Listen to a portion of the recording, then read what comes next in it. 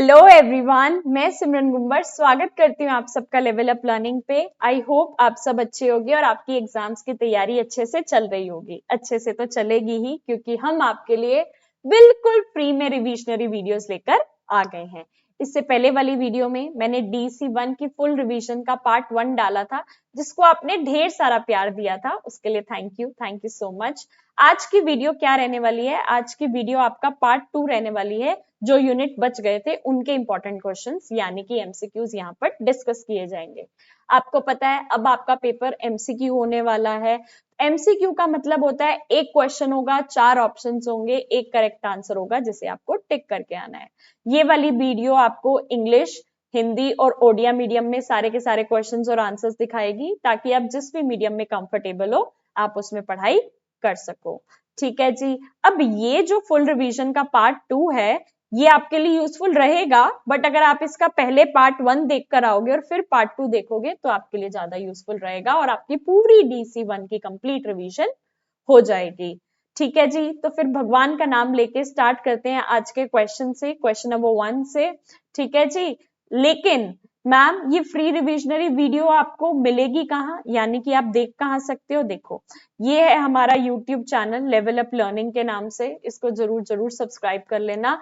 इसके ऊपर मैं हमारी फ्री वीडियोस डाल रही हूँ, जिसके अंदर DC1, DC2, DC3 तीनों सब्जेक्ट्स की रिवीजन करवाई जाएगी, ताकि अभी तक जो बच्चे टॉपर्स जैसे हमारे DC के रहते थे आगे भी रहे।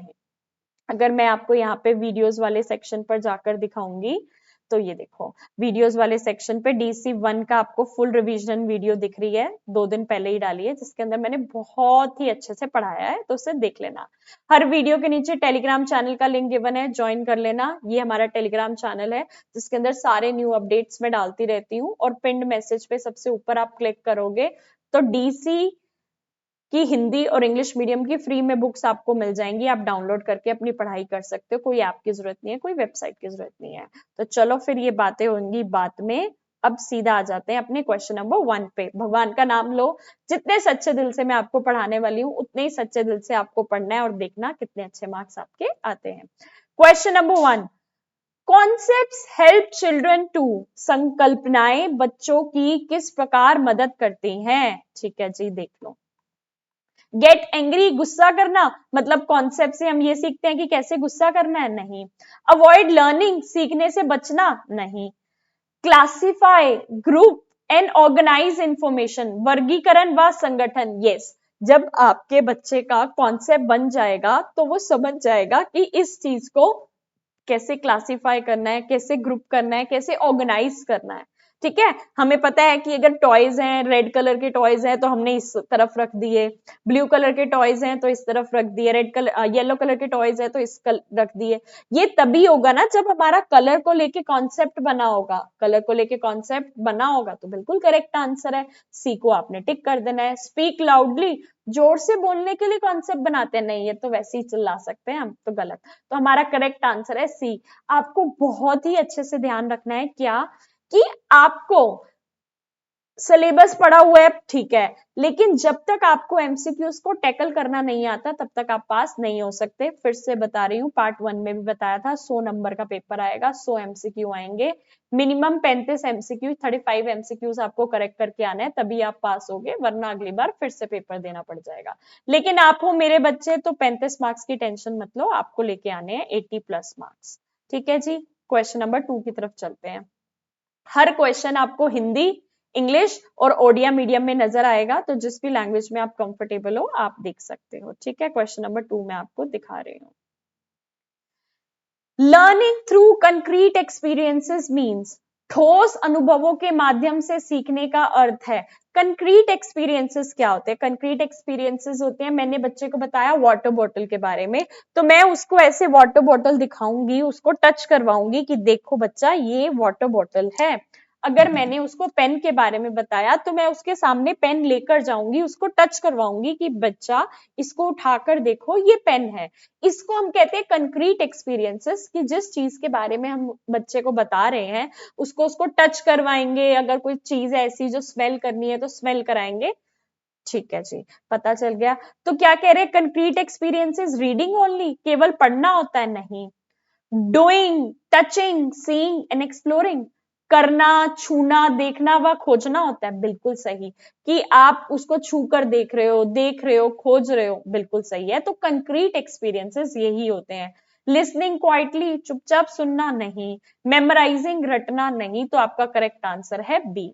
आगे चलते हैं, आगे क्या कह रहा है।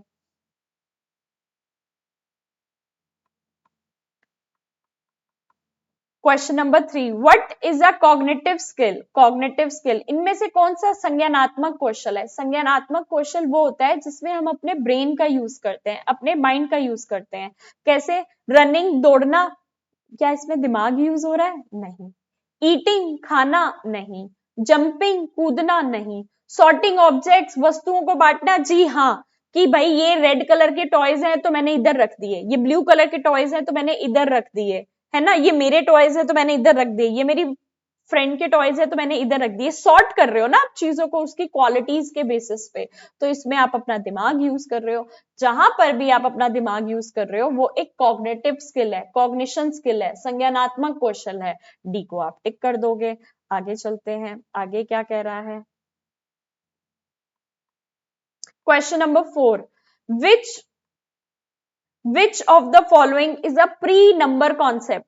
नंबर्स का कॉन्सेप्ट सिखाने से पहले हम बच्चे को प्रिपेयर करते हैं। इन निम्न में से कौन सा पूर्व संख्या संकल्पना है? यानी कि बच्चे को जब नंबर कॉन्सेप्ट सिखाया 1 2 3 4 5 6 7 8 9 10, उससे पहले हमने उसको कैसे प्रिपेयर करा? इससे प्रिपेयर बिग और स्मॉल, शॉर्ट और लॉन्ग, बड़ा छोटा, लंबा छोटा, जी हाँ, कि मैंने पहले बच्चे को बताया कि ये बॉटल बड़ी है और ये पेन छोटा है, ठीक है। फिर मैंने उसको बताया ये चीज लंबी है, ये चीज छोटी है। मतलब बेसिकली नंबर से पहले हमने उनको इस कॉन्सेप्ट के बारे में बताया कि बड़ा क्या होता है, छोटा क्या होता है, लंबा क्या होता है, छोटा क्या होता है। उसके बाद हम उसको बताएंगे कि नंबर्स के अंदर क्या क्या कॉन्सेप्ट आते हैं। बिल्कुल सही है, करेक्ट। लेकिन मैं आपको चारों ऑप्शंस इसलिए समझाती हूं ताकि यहां मैं चाहे 100 या 101 क्वेश्चन करा रही हूं, लेकिन आप इससे जो चीजें सोचोगे, समझोगे, वो 500 क्वेश्चंस जैसी होंगी। ठीक है। एडिशन, जोड़, भाई जब बच्चे को अभी नंबर्स के बारे में ही, नंबर कॉन्सेप्ट ही नहीं पता, तो वो एडिशन कैसे कर लेगा? नहीं। सब्ट्रैक्शन भी नहीं, मल्टीप्लिकेशन भी नहीं।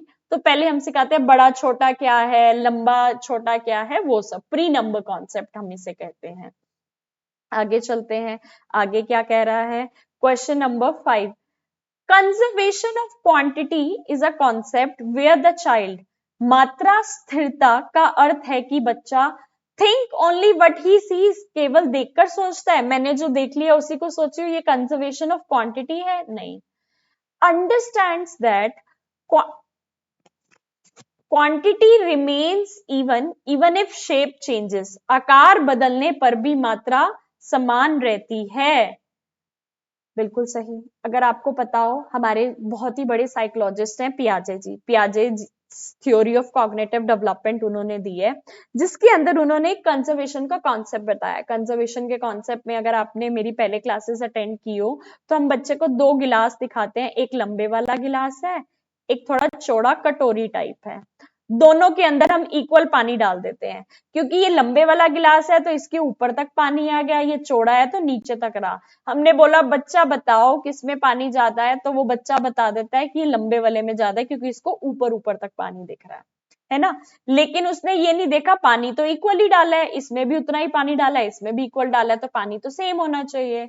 उसने बस एक कॉन्सेप्ट को देख लिया कि ये लंबा है तो इसमें पानी ज्यादा होगा। हम बच्चों के साथ ये कंजर्वेशन का क्या करते हैं, कॉन्सेप्ट करते हैं। तो कंजर्वेशन ऑफ क्वांटिटी अगर बच्चा समझ जाता है तो वो ये चीज समझ जाता है कि क्वांटिटी सेम रहती है, चाहे हम उसको लंबे गिलास में डाल दें या चौड़े गिलास में डाल दें, आकार बदलने पर भी मात्रा समान रहती है। बिल्कुल करेक्ट आंसर है। कैन नॉट कंपेयर ऑब्जेक्ट्स, गलत, इसका कोई लेना देना नहीं है। राइट नंबर संख्या लिखता है, इसका भी कोई लेना देना है नहीं। आगे चलते हैं, आगे क्या कह रहा है नेक्स्ट क्वेश्चन।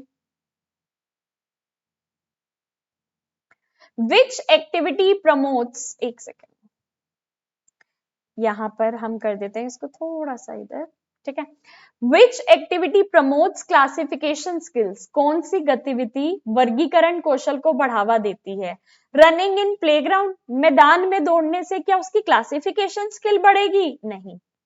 जैसे मैं आपको समझा रही हूँ ना, आपको भी पेपर ऐसे ही करके आना है। क्वेश्चन जब पढ़ोगे, आंसर पढ़ोगे तो ऐसे ही अपने आप से पूछना है, क्या मैदान में भागने से क्लासिफिकेशन स्किल बढ़ेगी? नहीं। Grouping objects by colour, shape, size, वस्तुओं का रंग, आकार व आकार के आधार पर समूह बनाना। बिल्कुल, रेड कलर के टॉयज इधर है, पिंक कलर के टॉयज इधर है ना, स्क्वायर चीजें इधर हैं, रेक्टेंगल चीजें इधर हैं, सर्कुलर चीजें अलग हैं। तो मतलब हम उनके कलर के बेसिस पे, उनके शेप के बेसिस पे, उनके साइज के बेसिस पे उनको अलग अलग कर देंगे। बिल्कुल सही, इसी को हम क्लासिफिकेशन स्किल कहते हैं। स्लीपिंग अर्ली, जल्दी सो जाना से क्या लेना देना है? कार्टून देखने से भी क्या लेना देना है? तो बी बिल्कुल आपका करेक्ट है। आगे चलते हैं। 7th क्वेश्चन क्या कह रहा है? A child thinks that a taller glass has more water even when both have same water. This shows, बच्चा लंबे गिलास में अधिक पानी समझता है जबकि दोनों में समान पानी है। ये दर्शाता है कि मैंने अभी आपको पहले वाले क्वेश्चंस में बताया है क्या, कि पियाजे जी ने एक कॉन्सेप्ट करा था जिसके अंदर एक लंबा गिलास था, एक चौड़ा गिलास था, दोनों के अंदर इक्वल पानी डाला था। अब नॉर्मली सी बात है, लंबे गिलास में पानी ज्यादा दिखेगा, चौड़े वाले में वो नीचे बैठ जाएगा, है ना। तो फिर ये क्या कह रहा है, बच्चे से जब हमने पूछा कि बताओ किसमें पानी ज्यादा है, तो उसने कहा लंबे वाले गिलास में पानी ज्यादा है। इसका मतलब है कि बच्चे के अंदर वो कंजर्वेशन वाला कॉन्सेप्ट नहीं आया है, कंजर्वेशन का कॉन्सेप्ट अभी डेवलप नहीं हुआ है। आपने आंसर में देखना है, ये क्या कह रहे हैं, कंजर्वेशन इज डेवलप्ड, स्थिरता विकसित हो गई है। स्थिरता अगर विकसित हो जाती तो वो कहता कि पानी तो इक्वल है, गलत। चाइल्ड कैन मेजर वाटर, बच्चा पानी माप सकता है, नहीं। कंजर्वेशन इज, ये इसका ऑप्शन ये एक्स्ट्रा लिखा गया है, ये है नहीं, बस ऊपर तक था। Conservation is not yet developed, स्थिरता विकसित नहीं हुई। बिल्कुल सही, कि अभी बच्चे के अंदर कंजर्वेशन का कॉन्सेप्ट नहीं आया है कि पानी तो इक्वल ही था, चाहे लंबा गिलास था या चौड़ा गिलास था। तो बिल्कुल सही आंसर है। चाइल्ड अंडरस्टैंड्स वॉल्यूम, नहीं, वॉल्यूम का भी कोई लेना देना है नहीं। तो conservation is not yet developed, स्थिरता विकसित नहीं हुई, इसका करेक्ट आंसर है। आगे चलते हैं। क्वेश्चन नंबर 8 क्या कह रहा है? क्वेश्चन नंबर 8 कह रहा है, language skills develop rapidly during, भाषा कौशल तेजी से विकसित होते हैं कब? इन्फेंसी में, शैशवावस्था में? नहीं, शैशवावस्था इज अ टाइम पीरियड पैदा होने से लेके 2 साल तक, तब इतनी लैंग्वेज स्किल्स डेवलप नहीं होती, तब तो क्राइंग, कुइंग, बैबलिंग, ये सब स्टेजेस होती हैं। Pre school years, pre school वर्ष में, बिल्कुल सही, जब बच्चा अपने इन्फेंसी को पार करके प्री स्कूल में चला जाता है ना, वो वाला जो टाइम होता है, लोगों के साथ इंटरैक्ट करता है, स्कूल में टीचर मिलती है, प्ले स्कूल में उससे बात करता है, तब उसकी लैंग्वेज स्किल्स डेवलप होती है। अडोलेसेंस नहीं, तब तो सब कुछ हो चुका होता है। ओल्ड एज, वृद्धावस्था, तब तो बुढ़ापा आ जाता है, तब क्या डेवलप होगा? तो करेक्ट आंसर है pre school years, pre school वर्ष। आगे बढ़ते हैं। क्वेश्चन नंबर 9 क्या कह रहा है? The use of symbols in language में इंक्लूड, भाषा में प्रतीकों का उपयोग किनसे होता है? वर्ड्स, नंबर्स एंड पिक्चर्स, शब्द, संख्या व चित्र, बिल्कुल सही। हमारी लैंग्वेज में वर्ड्स भी होते हैं, नंबर्स भी होते हैं, पिक्चर्स भी होती हैं, यानी कि शब्द भी होते हैं, संख्या भी होती है और चित्र भी होते हैं। बिल्कुल सही। क्या कह रहे हैं? सिर्फ साउंड भी नहीं, सिर्फ जेस्टर्स भी नहीं, सिर्फ एक्शंस भी नहीं, बहुत सी चीजें होती है ना, तो ए इसका करेक्ट आंसर है। आगे चलते हैं। क्वेश्चन नंबर 10 कह रहा है, using I and me correctly requires, I और मी का सही प्रयोग करने के लिए आवश्यक है क्या? हाई मेमोरी, अधिक स्मृति? नहीं। Writing skills? नहीं। Only copying others? नहीं। अंडरस्टैंडिंग यूसेज एंड कंटेक्स्ट, प्रयोग व संदर्भ की समझ, बिल्कुल सही। अब मैं किसी से बात कर रही हूं, जब तक मुझे पता ही नहीं कि आई और मी को कहाँ यूज करते हैं, तो मैं उसको कैसे यूज करूंगी? मेरे रट्टाफिकेशन अच्छी है, मान लो मेरे को मेरी मम्मी ने रटवा के भेजा है, मेरा नाम सिमरन है, मेरा नाम सिमरन है, मेरा नाम सिमरन है। कोई बात कर रहा है कि आपका स्कूल कहाँ है, मैं बोल रही हूँ मेरा नाम सिमरन है, तो क्या ये सेंस बना रहा है? नहीं। तो इसलिए सिर्फ मेमोरी अच्छी होने से कुछ नहीं होगा, राइटिंग स्किल्स का तो इसमें कोई काम ही नहीं है ना। कॉपिंग अदर्स, दूसरे की नकल कर रहे हैं, दूसरे ने ये बोल दिया तो बस वही बोल रहे हैं, नहीं। अंडरस्टैंडिंग यूसेज एंड कंटेक्स्ट, प्रयोग व संदर्भ की समझ कि किस जगह पे मुझे अपना इंट्रोडक्शन देना है, अपने बारे में बताना है, वहीं पर मैं आई और मी का यूज करूंगी, वहीं पर आपका बच्चा आई और मी का यूज करेगा और वही आपका करेक्ट आंसर है। ठीक है जी। अब मैम, बच्चे बोलेंगे मैम ये एमसीक्यूज तो हम देख रहे हैं, आप भी करवा दोगे, लेकिन हम चाहते हैं कि हमारे पास एमसीक्यूज की पीडीएफ हो। ठीक है जी। तो अगर आप हमारी डीईसी के बेस्ट एमसीक्यूज की पीडीएफ लेना चाहते हो, जो कि आपको मदद करेगी 90+ मार्क्स स्कोर करने में, एक सब्जेक्ट का डीईसी का एमसीक्यू 100 रुपीज का है, अगर तीनों सब्जेक्ट्स के लोगे तो आपको 300 में मिल जाएंगे। सारे एमसीक्यूज के अंदर इंग्लिश मीडियम भी होगा, हिंदी मीडियम भी होगा, ओडिया मीडियम भी होगा, जिस भी लैंग्वेज में आप कंफर्टेबल हो आप देख सकते हो। 300 के आपको मिल जाएंगे एमसीक्यूज। मैम एमसीक्यू तो हो गए प्रैक्टिस के लिए, हम तो अपना बेस स्ट्रॉन्ग करना चाहते हैं। ठीक है जी। आप इंपॉर्टेंट क्वेश्चन आंसर लेना चाहो, पर सब्जेक्ट 100 रुपीज, तीनों सब्जेक्ट 300। ये इंग्लिश या हिंदी मीडियम में मिलेंगे आपको, मेरे द्वारा दिन रात मेहनत करके बनाए गए नोट्स हैं, जो कि हमेशा बेस्ट रहते हैं। मैम हम दोनों चीजें लेना चाहते हैं तो कॉम्बो आपको 550 में मिल जाएगा। मैम हम आपसे पहले इंपॉर्टेंट क्वेश्चन आंसर ले चुके, अब हम एमसीक्यू लेना चाहते हैं, 250 में एमसीक्यू मिल जाएंगे। कहां से मिलेंगे? ये लेवल अप लर्निंग का कॉन्टेक्ट नंबर है, व्हाट्सएप पे मैसेज कर देना कि मैम मुझे ये लेना है, एमसीक्यू लेने हैं या कॉम्बो लेना है, या मैं पहले इंपॉर्टेंट क्वेश्चन आंसर ले चुकी, अब एमसीक्यू लेने हैं। सारी की सारी डिटेल्स आपको आ जाएंगी, यहीं से आपको पीडीएफ्स मिल जाएंगी, तो इस नंबर पे आप कांटेक्ट करके ले सकते हो। कोई बच्चा है जिसने अभी तक असाइनमेंट नहीं बनाए, प्रोजेक्ट नहीं बनाया, या कुछ भी लेना चाहता है, तो ये यहाँ पर आपको डिटेल्स शो हो रही हैं। 3 असाइनमेंट 300 के, प्रोजेक्ट 900 का, जिसके अंदर सारी अलग अलग एक्टिविटीज होंगी, ब्लैंक एनेक्सर्स होंगे, उनको भरना कैसे है, वीडियोस कैसे बनानी है, वीडियो नहीं बना पा रहे तो उसका क्या जुगाड़ है, और सारी के सारी डिटेल्स होंगी। सेम व्हाट्सएप नंबर यही है, इस पे कांटेक्ट करके आप बता सकते हो कि मैम मैं इस सेशन की स्टूडेंट हूँ और मुझे ये लेना है, तो आपके पास सारी डिटेल्स आ जाएंगी।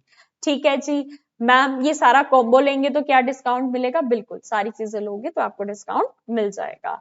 Back to our question. ठीक है, क्वेश्चन नंबर 11, क्योंकि आज हमें ऑलमोस्ट 101 क्वेश्चन करने हैं, 100 नहीं, हम 101 करते हैं क्योंकि it is a lucky number. जैसे हमें शगुन का लिफाफा मिलता है ना 101 का, बस वैसे ही हमारे भी 101 क्वेश्चन है। 11th number, incorrect use of eated because of ate is an example of. Ate के स्थान पे ईटेड का प्रयोग करना किसका उदाहरण है? मेरे को मेरी मम्मी ने, मैं तो चलो बहुत बड़ी हो गई, मैं अपना एग्जाम्पल क्यों ले रही हूँ, मेरे को मेरे बचपन में मेरी मम्मी ने सिखाया क्या कि पास्ट टेंस के साथ हम वर्ब की कौन सी फॉर्म यूज करते हैं। ठीक है, वो चीज समझा दिया, लेकिन क्या है, मैंने ईट, ईटेड, ईटेड, ईटेड ही याद कर लिया कि सबका ईटीडी लग जाता है और काम खत्म, ये नहीं पता कि ईट का एट हो जाता है ना। तो ये किसका एग्जाम्पल है? ये एग्जाम्पल है ओवर जनरलाइजेशन ऑफ रूल्स, नियमों का अति प्रयोग, कि बस रट लिया, ईडी लगा देंगे तो पास्ट टेंस हो जाएगा। ठीक है, तो एट की जगह पर जो ईटेड कह रहा है बच्चा, वो हमारा ओवर जनरलाइजेशन ऑफ रूल्स हो गया, नियमों का अति प्रयोग। Question number 12, ability to use location words here there develops because the child begins to। here there जैसे शब्दों का प्रयोग इसलिए विकसित होता है क्योंकि बच्चा सिंग्स पोयम, कविताएं गाता है, कविता गा के here there का कुछ भी नहीं है। Understand space, movement and perspective, स्थान, गति व दृष्टिकोण समझता है। बिल्कुल सही, स्थान, गति और दृष्टिकोण कैसे समझेगा?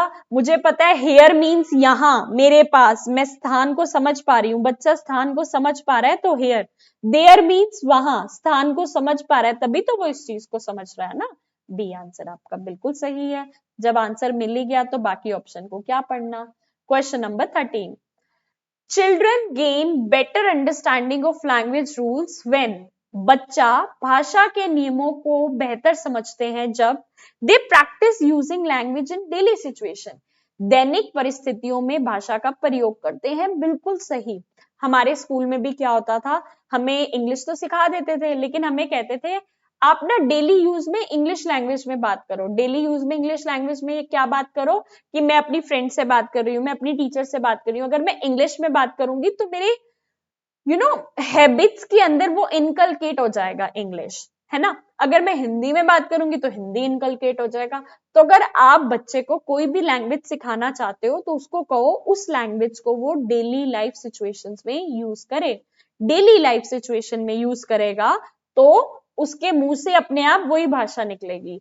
अगर मैं आपको हिंदी में पढ़ाती हूँ, हिंदी मीडियम में पढ़ा रही हूँ, तो मेरे से मेरे घर में भी हिंदी मीडियम के ही शब्द निकलेंगे। क्यों? क्योंकि ज्यादातर मैं हिंदी बोल रही हूँ, है ना। तो इसलिए आप डेली लाइफ में जो वर्ड्स यूज करोगे वही आपके अच्छे से डेवलप हो जाएंगे। फर्स्ट बिल्कुल सही है। सेकंड और थर्ड ऑप्शंस को मैं समझा देती हूँ। दे मेमोराइज ग्रामर, व्याकरण कभी भी रटी नहीं जाती, समझी जाती है, गलत। दे अवॉइड टॉकिंग, बात ही नहीं करते, नहीं। कॉपी टेलीविजन, नहीं, ऐसा भी नहीं है। तो ए बिल्कुल सही आंसर है। आगे चलते हैं। आगे क्या कह रहा है, question number 14। The process of child rearing refers to, बाल पालन का अर्थ है टीचिंग ओनली, केवल पढ़ाना नहीं। Bringing up a child with care and support, देखभाल के साथ पालन पोषण करना। जैस चाइल्ड रियरिंग होती है पालन पोषण करना, कि आप अपने बच्चे का कैसे पालन पोषण कर रहे हो। It is a part of your child rearing practices, बाल पोषण का तरीका है, ठीक है। पनिशिंग अ चाइल्ड नहीं, गिविंग मनी नहीं। तो बी बिल्कुल सही हो गया। 15 पे भागते हैं। 15th क्वेश्चन क्या कह रहा है, child rearing practices vary mainly due to, बाल पालन के तरीके मुख्यतः किस कारण भिन्न होते हैं। क्लाइमेट, मौसम की वजह से चाइल्ड रियरिंग प्रैक्टिसेस क्यों अलग होंगी भाई, है ना। या ठंडी ज्यादा है तो तुम क्या बच्चे को ज्यादा थप्पड़ मारोगे कि वो गर्म रहे। अनलॉजिकल चीजें ना पहले ही साइड कर देना, ऐसा कुछ नहीं है। क्लाइमेट से कोई लेना देना नहीं है हमारी चाइल्ड रियरिंग का। कल्चर, बिलीफ इन ट्रेडिशन, संस्कृति, मान्यताएं व परंपरा, बिल्कुल सही।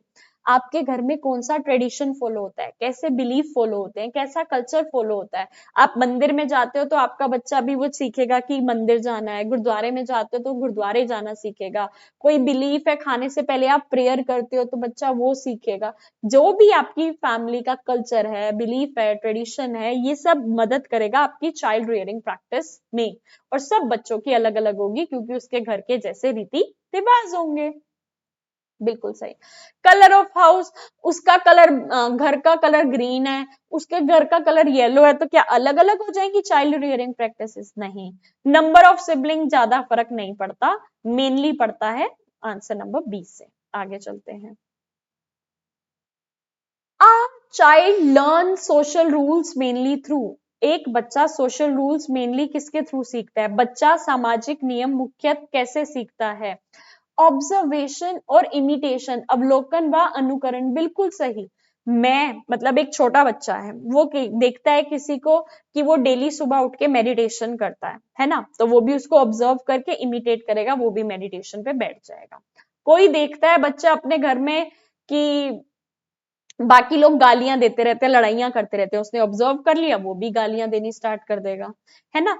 तो बेसिकली जो बच्चा होता है वो सोशल रूल, ऑब्जर्वेशन और इमिटेशन से सीखता है, जो दूसरों को देखता है वही करता है। आगे चलते हैं। Question number 17। Overprotective parenting leads to children becoming, अति संरक्षता पालन पोषण से बच्चे कैसे बन सकते हैं? अगर आप बहुत ही ज्यादा ओवर प्रोटेक्टिव हो, बच्चा कुछ भी, नहीं नहीं बेटा मत कर चोट लग जाएगी, कुछ भी करने लगा आप उसको रोक, नहीं नहीं बच्चा मत कर चोट लग जाएगी। तो जब आप इतने ओवर प्रोटेक्टिव हो जाते हो तो उससे क्या होगा, आपका बच्चा लेस कॉन्फिडेंट होगा और डिपेंडेंट रहेगा। एक तो उसके अंदर कॉन्फिडेंस नहीं आएगा कुछ भी खुद करने का, और डिपेंडेंट रहेगा आप पर। हर चीज के लिए आपसे पूछेगा मम्मी मैं ये कर लूं, पापा मैं ये कर लूं। तो अगर आप ओवर प्रोटेक्टिव पेरेंट हो, हर चीज के लिए बच्चे को रोक देते हो, टोक देते हो, तो आपका बच्चा लेस कॉन्फिडेंट रहेगा और डिपेंडेंट रहेगा, कम आत्मविश्वासी रहेगा और आश्रित रहेगा, जो कि गलत है। आपको ऐसा नहीं करना, ठीक है जी। आगे चलते हैं। Question number 18। Which statement best describe the effect of harsh discipline, कठोर अनुशासन का प्रभाव किस प्रकार सबसे सही रूप में दर्शाता है? इंप्रूव सोशल सिक्योरिटी, भावनात्मक सुरक्षा बढ़ती है। भावनात्मक सुरक्षा बढ़ती है क्यों भाई? आप इतना डांट रहे हो तो बच्चा कैसे सिक्योर फील करेगा? Reduces communication and creates fear, संचार घटता व भय उत्पन्न। बिल्कुल सही। जब आप बच्चे को डरा धमका के रखोगे तो एक तो बच्चा आपसे बात नहीं करेगा, उसको कोई दिक्कत है तो आपको बताएगा नहीं क्योंकि उसे पता है आप उसको डांट लगा दोगे, और उसके मन में भय पैदा हो जाएगा, डर पैदा हो जाएगा। बिल्कुल सही है, जो कि आपका है answer number B. Strong bonding तो बिल्कुल नहीं बनेगी, बच्चा वैसे ही डरता रहेगा आपसे, क्रिएटिविटी भी इनहेंस नहीं होगी, तो बी बिल्कुल सही है। Question number 19, which statement shows a balance parenting style? कौन सा कथन संतुलित पालन पोषण शैली दर्शाता है? क्या तरीका है पालन पोषण का जो कि एक सही है? I love you and I also expect responsible behaviour. मैं अपने बच्चे को कह रही हूं क्या? आई लव यू, मैं आपसे प्यार करती हूँ, लेकिन मैं आपसे एक्सपेक्ट करती हूँ कि आप रिस्पॉन्सिबल बच्चा बनो। ये नहीं कि हर जगह मार धाड़ करके आ गए, लड़ाइयां करके आ गए और चोरी चकारी कर दी, गालियां देकर आ गए। क्यों? मेरे पास तो मेरी मम्मी है, मेरी मम्मी मुझसे प्यार करती है, वो मुझे बचा लेगी। नहीं, आई लव यू, मैं आपको प्यार करती हूँ, लेकिन मैं आपसे एक्सपेक्ट करती हूँ कि आप एक रिस्पॉन्सिबल बच्चा बनो, अच्छी तरीके से बिहेव करो। This is the perfect parenting style. इस तरह से जब आप अपने बच्चे को डील करोगे तो उसे आपका प्यार दिखेगा, प्यार दर्शाया जाएगा, लेकिन उसके साथ साथ वो एक रिस्पॉन्सिबल चाइल्ड भी बनेगा। उसको पता है मेरी मम्मी मुझसे प्यार करती है, लेकिन अगर मैं चोरी चकारी करके आता हूँ, लड़ाइयां करके आता हूँ, तो मेरी मम्मी मुझे डांट भी लगा सकती है, क्योंकि उन्होंने कहा था आई लव यू, लेकिन I expect a responsible behaviour from. बिल्कुल सही, ए ऑप्शन आपका बिल्कुल सही है। बाकी ऑप्शंस बताती हूं मैं कैसे गलत है। सेकंड पेरेंट कह रहे do whatever you want, no rules. मैंने कह दिया मैं अपने बच्चे से इतना ज्यादा प्यार करती हूँ, उसको जो मर्जी करना है करे, नो रूल्स। 2 दिन में ही 2-3 बच्चों का सर पैर फोड़ के आ जाएगा और उसके पेरेंट्स आपसे लड़ने आ जाएंगे, तो ये बैलेंस पेरेंटिंग नहीं है। यू मस्ट ओबे विदाउट एनी क्वेश्चन। मैंने जो बोल दिया तुम बस वही करोगे, है ना? मैंने जो लिख दिया बोल दिया वो पत्थर की लकीर है, तुम्हें बस वही करना है, ये भी नहीं। इसमें बच्चे का खुद का दिमाग नहीं डेवलप हो पाएगा, ये भी गलत है। You are always wrong, listen to me only. आपके बच्चे ने कुछ करा है और आपने कहा अरे तू तो है ही नालायक, तो करता ही सारी चीजें गलत है, तो इसलिए बस जो मैं बोलती ना वो किया कर, ये भी गलत है। आपका बच्चा डेवलप नहीं हो पाएगा। तो फिर वो वाला अच्छा था ना, आई लव यू, लेकिन आई एक्सपेक्ट कि आप एक रिस्पॉन्सिबल बच्चा बनोगे।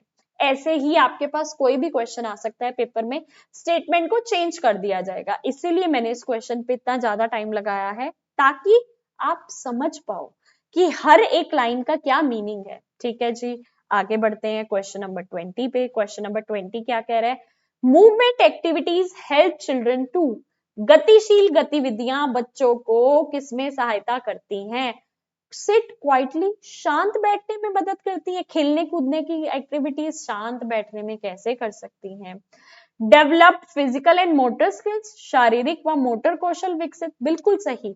मूवमेंट एक्टिविटीज होती है, बच्चा खेल रहा है, दौड़ रहा है, पकड़ पकड़ाई खेल रहा है, कोई भी चीज कर रहा है, तो जब भागेगा, दौड़ेगा, गिरेगा, कूदेगा, तो उसके शारीरिक विकास होगा, बॉडी की डेवलपमेंट होगी, मोटर स्किल्स डेवलप होंगी। तो बी ऑप्शन बिल्कुल सही है। स्लीप मोड, ज्यादा सोने से नहीं, टीवी देखने से नहीं, तो बी आपका बिल्कुल करेक्ट आंसर है। आगे बढ़ते हैं क्वेश्चन नंबर किस पर? Question number 21।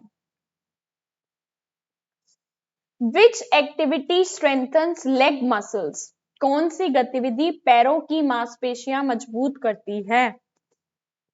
थ्रेडिंग बीड्स, धागे में मोती पिरोना से क्या आपकी लेग की मसल स्ट्रांग होंगी? गलत। रनिंग, दौड़ने से। बिल्कुल सही।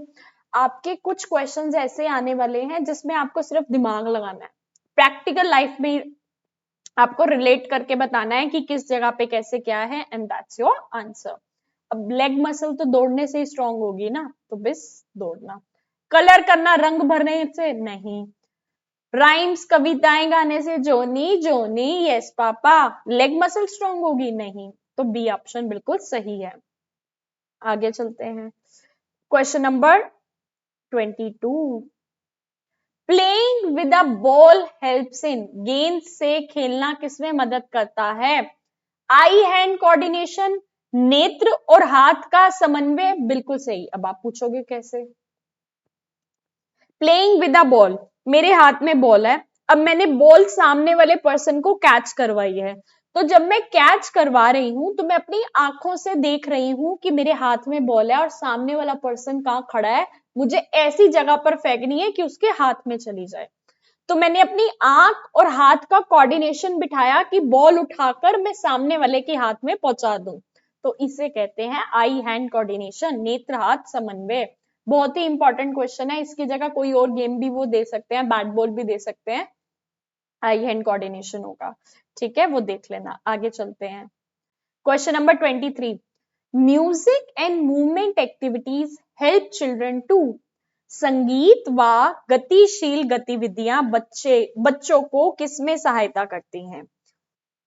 Improve rhythm, coordination and expression, लय, समन्वय एंड अभिव्यक्ति, बिल्कुल सही। आपको पता है म्यूजिक में क्या होता है, कैसे आप लय से गा रहे हो, कैसा रिदम है, कैसा कोऑर्डिनेशन बना पा रहे हो, कितने एक्सप्रेशन से गा रहे हो।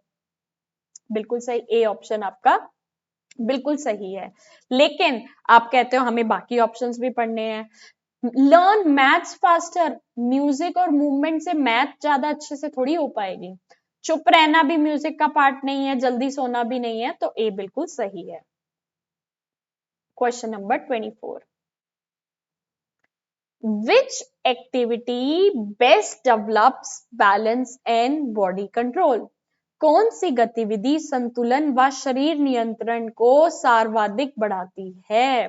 क्या कह रहे हैं, बैलेंस और बॉडी कंट्रोल को कौन सी एक्टिविटी बढ़ाती है? प्लेइंग पजल्स, पहेली खेलना नहीं, walking on a straight line, सीधी रेखा पर चलना। एक सीधी रेखा है, आपको कहा आपको इस पे सीधा चलना है, तो आप अपना बैलेंस बनाओगे, बॉडी का कंट्रोल बनाओगे, वही आपका करेक्ट आंसर है। लिसनिंग टू स्टोरीज, कहानी सुनाना नहीं, कलरिंग वर्कशीट्स नहीं, तो बिल्कुल सही है बी, बैलेंस और बॉडी कंट्रोल एक स्ट्रेट लाइन पे चलने से होगा। Question number 25, combining music with movement enhances, संगीत व गतिशील गतिविधि का संयोजन किससे होता है? ओनली लिसनिंग, केवल सुनने से होता है? नहीं। रिदम, कोऑर्डिनेशन एंड क्रिएटिविटी, लय, समन्वय व रचनात्मकता।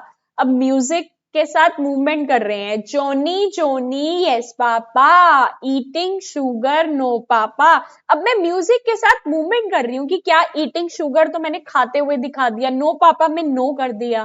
तो ये म्यूजिक और मूवमेंट कनेक्ट करके हमारा रिदम, कोऑर्डिनेशन और क्रिएटिविटी एनहांस होती है। ठीक है, आगे चलते हैं। What is meant by exploring the environment? पर्यावरण की खोज का क्या अर्थ है?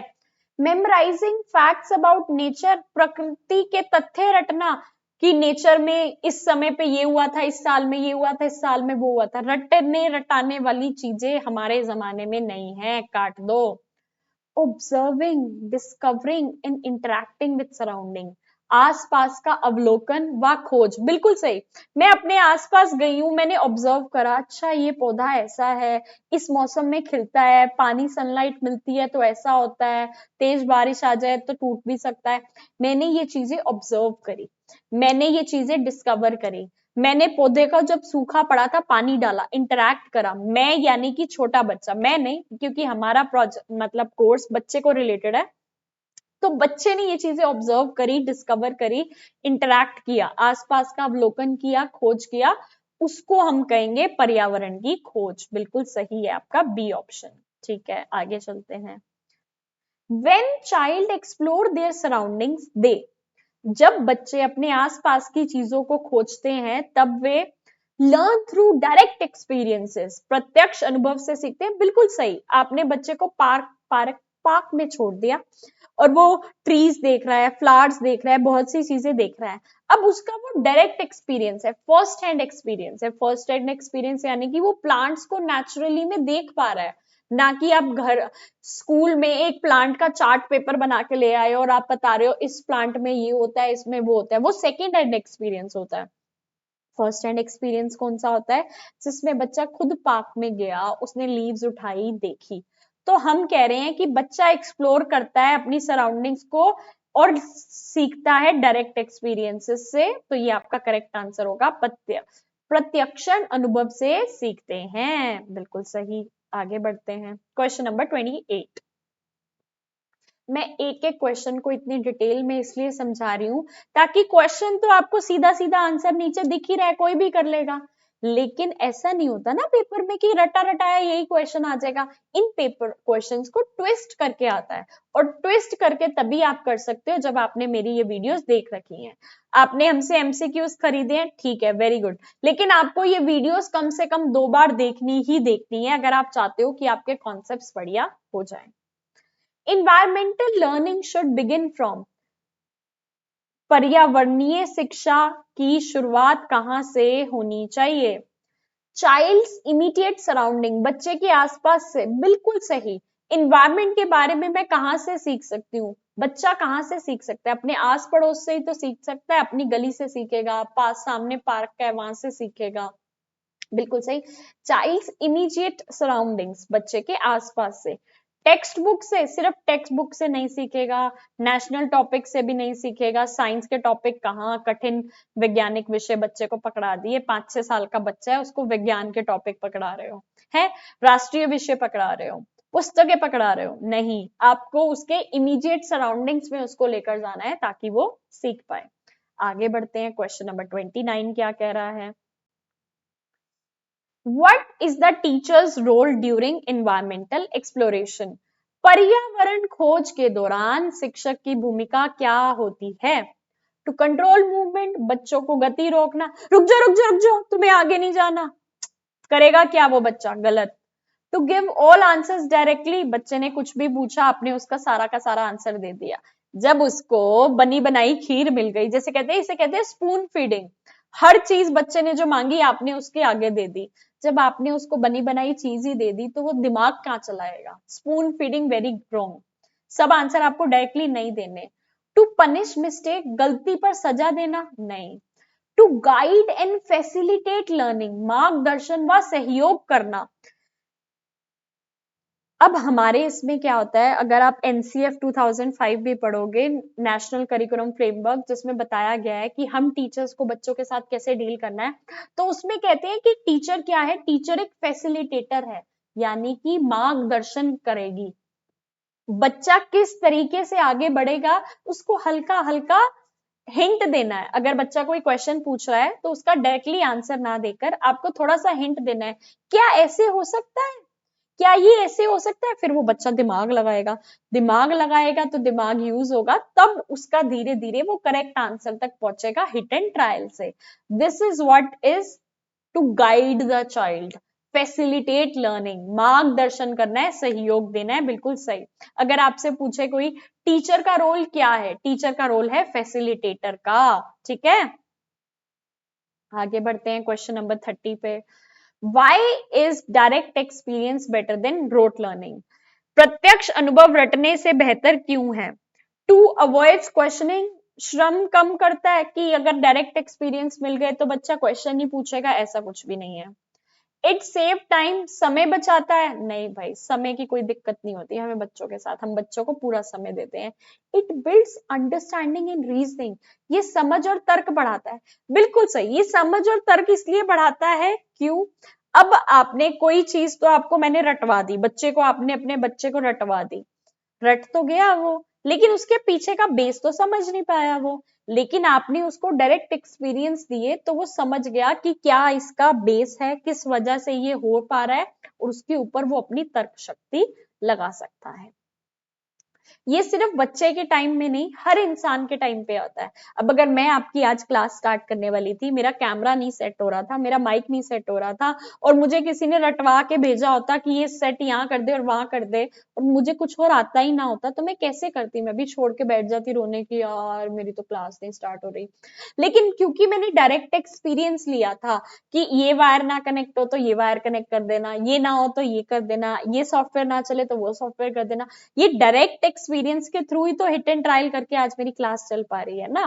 तो same applies to the child, उसको रोट लर्निंग की जगह डायरेक्ट एक्सपीरियंस दो, ताकि कहीं भी वो बच्चा स्टक हो तो अपना दिमाग लगा के तोड़ जोड़ करके अपना काम वो कर सके।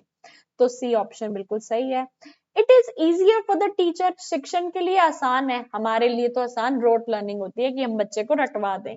डायरेक्ट एक्सपीरियंस में तो टीचर को बहुत मेहनत करनी पड़ती है, तो ये गलत है ना। तो करेक्ट आंसर है, इससे बच्चे की अंडरस्टैंडिंग और रीजनिंग बिल्ड होती है, इसलिए हम उसको डायरेक्ट एक्सपीरियंसेस देते हैं। ठीक है, आगे बढ़ते हैं क्वेश्चन नंबर 31 पर। ठीक है, Which type of question should teachers ask to develop thinking? सोच को विकसित करने के लिए शिक्षक को किस प्रकार के प्रश्न पूछने चाहिए? सीधा सीधा मैं बता रही हूँ, ओपन एंडेड क्वेश्चंस पूछने चाहिए। ओपन एंडेड क्वेश्चंस का मतलब क्या होता है?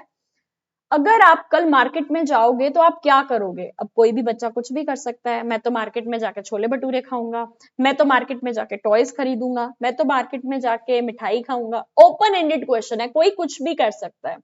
क्लोज एंडेड क्वेश्चंस क्या होते हैं? What is your name? इसका एक ही आंसर है, माय नेम इज सिमरन गुंबर, है ना। अब बताओ इसमें दिमाग किस में लग रहा है? उसमें ना, जिसमें बच्चा ओपन एंडेड क्वेश्चंस को आंसर कर पा रहा है कि मैं छोले भटूरे खाऊंगा, फिर ये करूंगा वो करूंगा। तो आपको पता होना चाहिए, आपको हमेशा बच्चे से ओपन एंडेड क्वेश्चंस को पूछना है, एक्सप्लोरेटरी क्वेश्चंस पूछने हैं, खुली व खोज परख वाले पूछने हैं। मेमोरी बेस्ड नहीं पूछने, यस और नो वाले नहीं पूछने, डिफिकल्ट भी नहीं पूछने। तो डी बिल्कुल सही हो गया।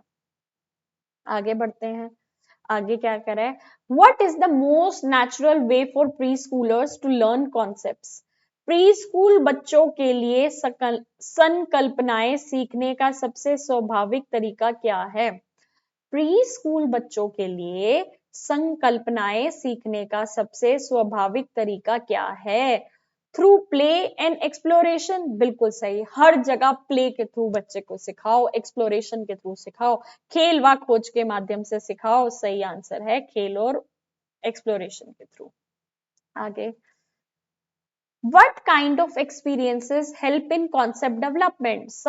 संकल्पनाओं के विकास में किस प्रकार के अनुभव सहायक होते हैं? डायरेक्ट और सेंसरी एक्सपीरियंसेस। सेंसरी एक्सपीरियंसेस क्या होते हैं? जिसमें हमारी सेंस ऑर्गन्स यूज हो रहे हैं। सेंस ऑर्गन्स क्या है? आंखों से देखते हैं, ठीक है, हाथों से टच करते हैं, नाक से स्मेल करते हैं, कानों से सुनते हैं, जीभ से टच करते हैं। ये हमारे सेंस ऑर्गन्स होते हैं। जितनी ज्यादा सेंस ऑर्गन्स हमारे यूज होंगे, जितनी ज्यादा सेंसेस यूज होंगे, उतने अच्छे से हम कॉन्सेप्ट को सीखेंगे। डायरेक्ट एंड सेंसरी एक्सपीरियंसेस, प्रत्यक्ष और इंद्रिय अनुभव is the correct answer. Abstract discussion आप कभी बच्चे के साथ नहीं कर सकते। अमूर्त चर्चा आप सिर्फ बड़े लोगों के साथ कर सकते हो, मान लो जितनी मैं हूं, या 20+ के लोगों के साथ कर सकते हो। क्यों? क्योंकि जो चीज बच्चा देख ही नहीं पा रहा, उसके ऊपर क्या चर्चा करेगा? हाँ, मेरे साथ आप चर्चा करने बैठोगे कि यूरोप में ऐसा हो रहा है, वैसा हो रहा है, तो शायद मैं और आप समझ पाए, लेकिन बच्चा नहीं समझ पाएगा। राइटिंग ड्रिल्स, लिखवाते रहो लिखवाते रहो लिखवाते रहो, नहीं भाई, ऐसा नहीं करना।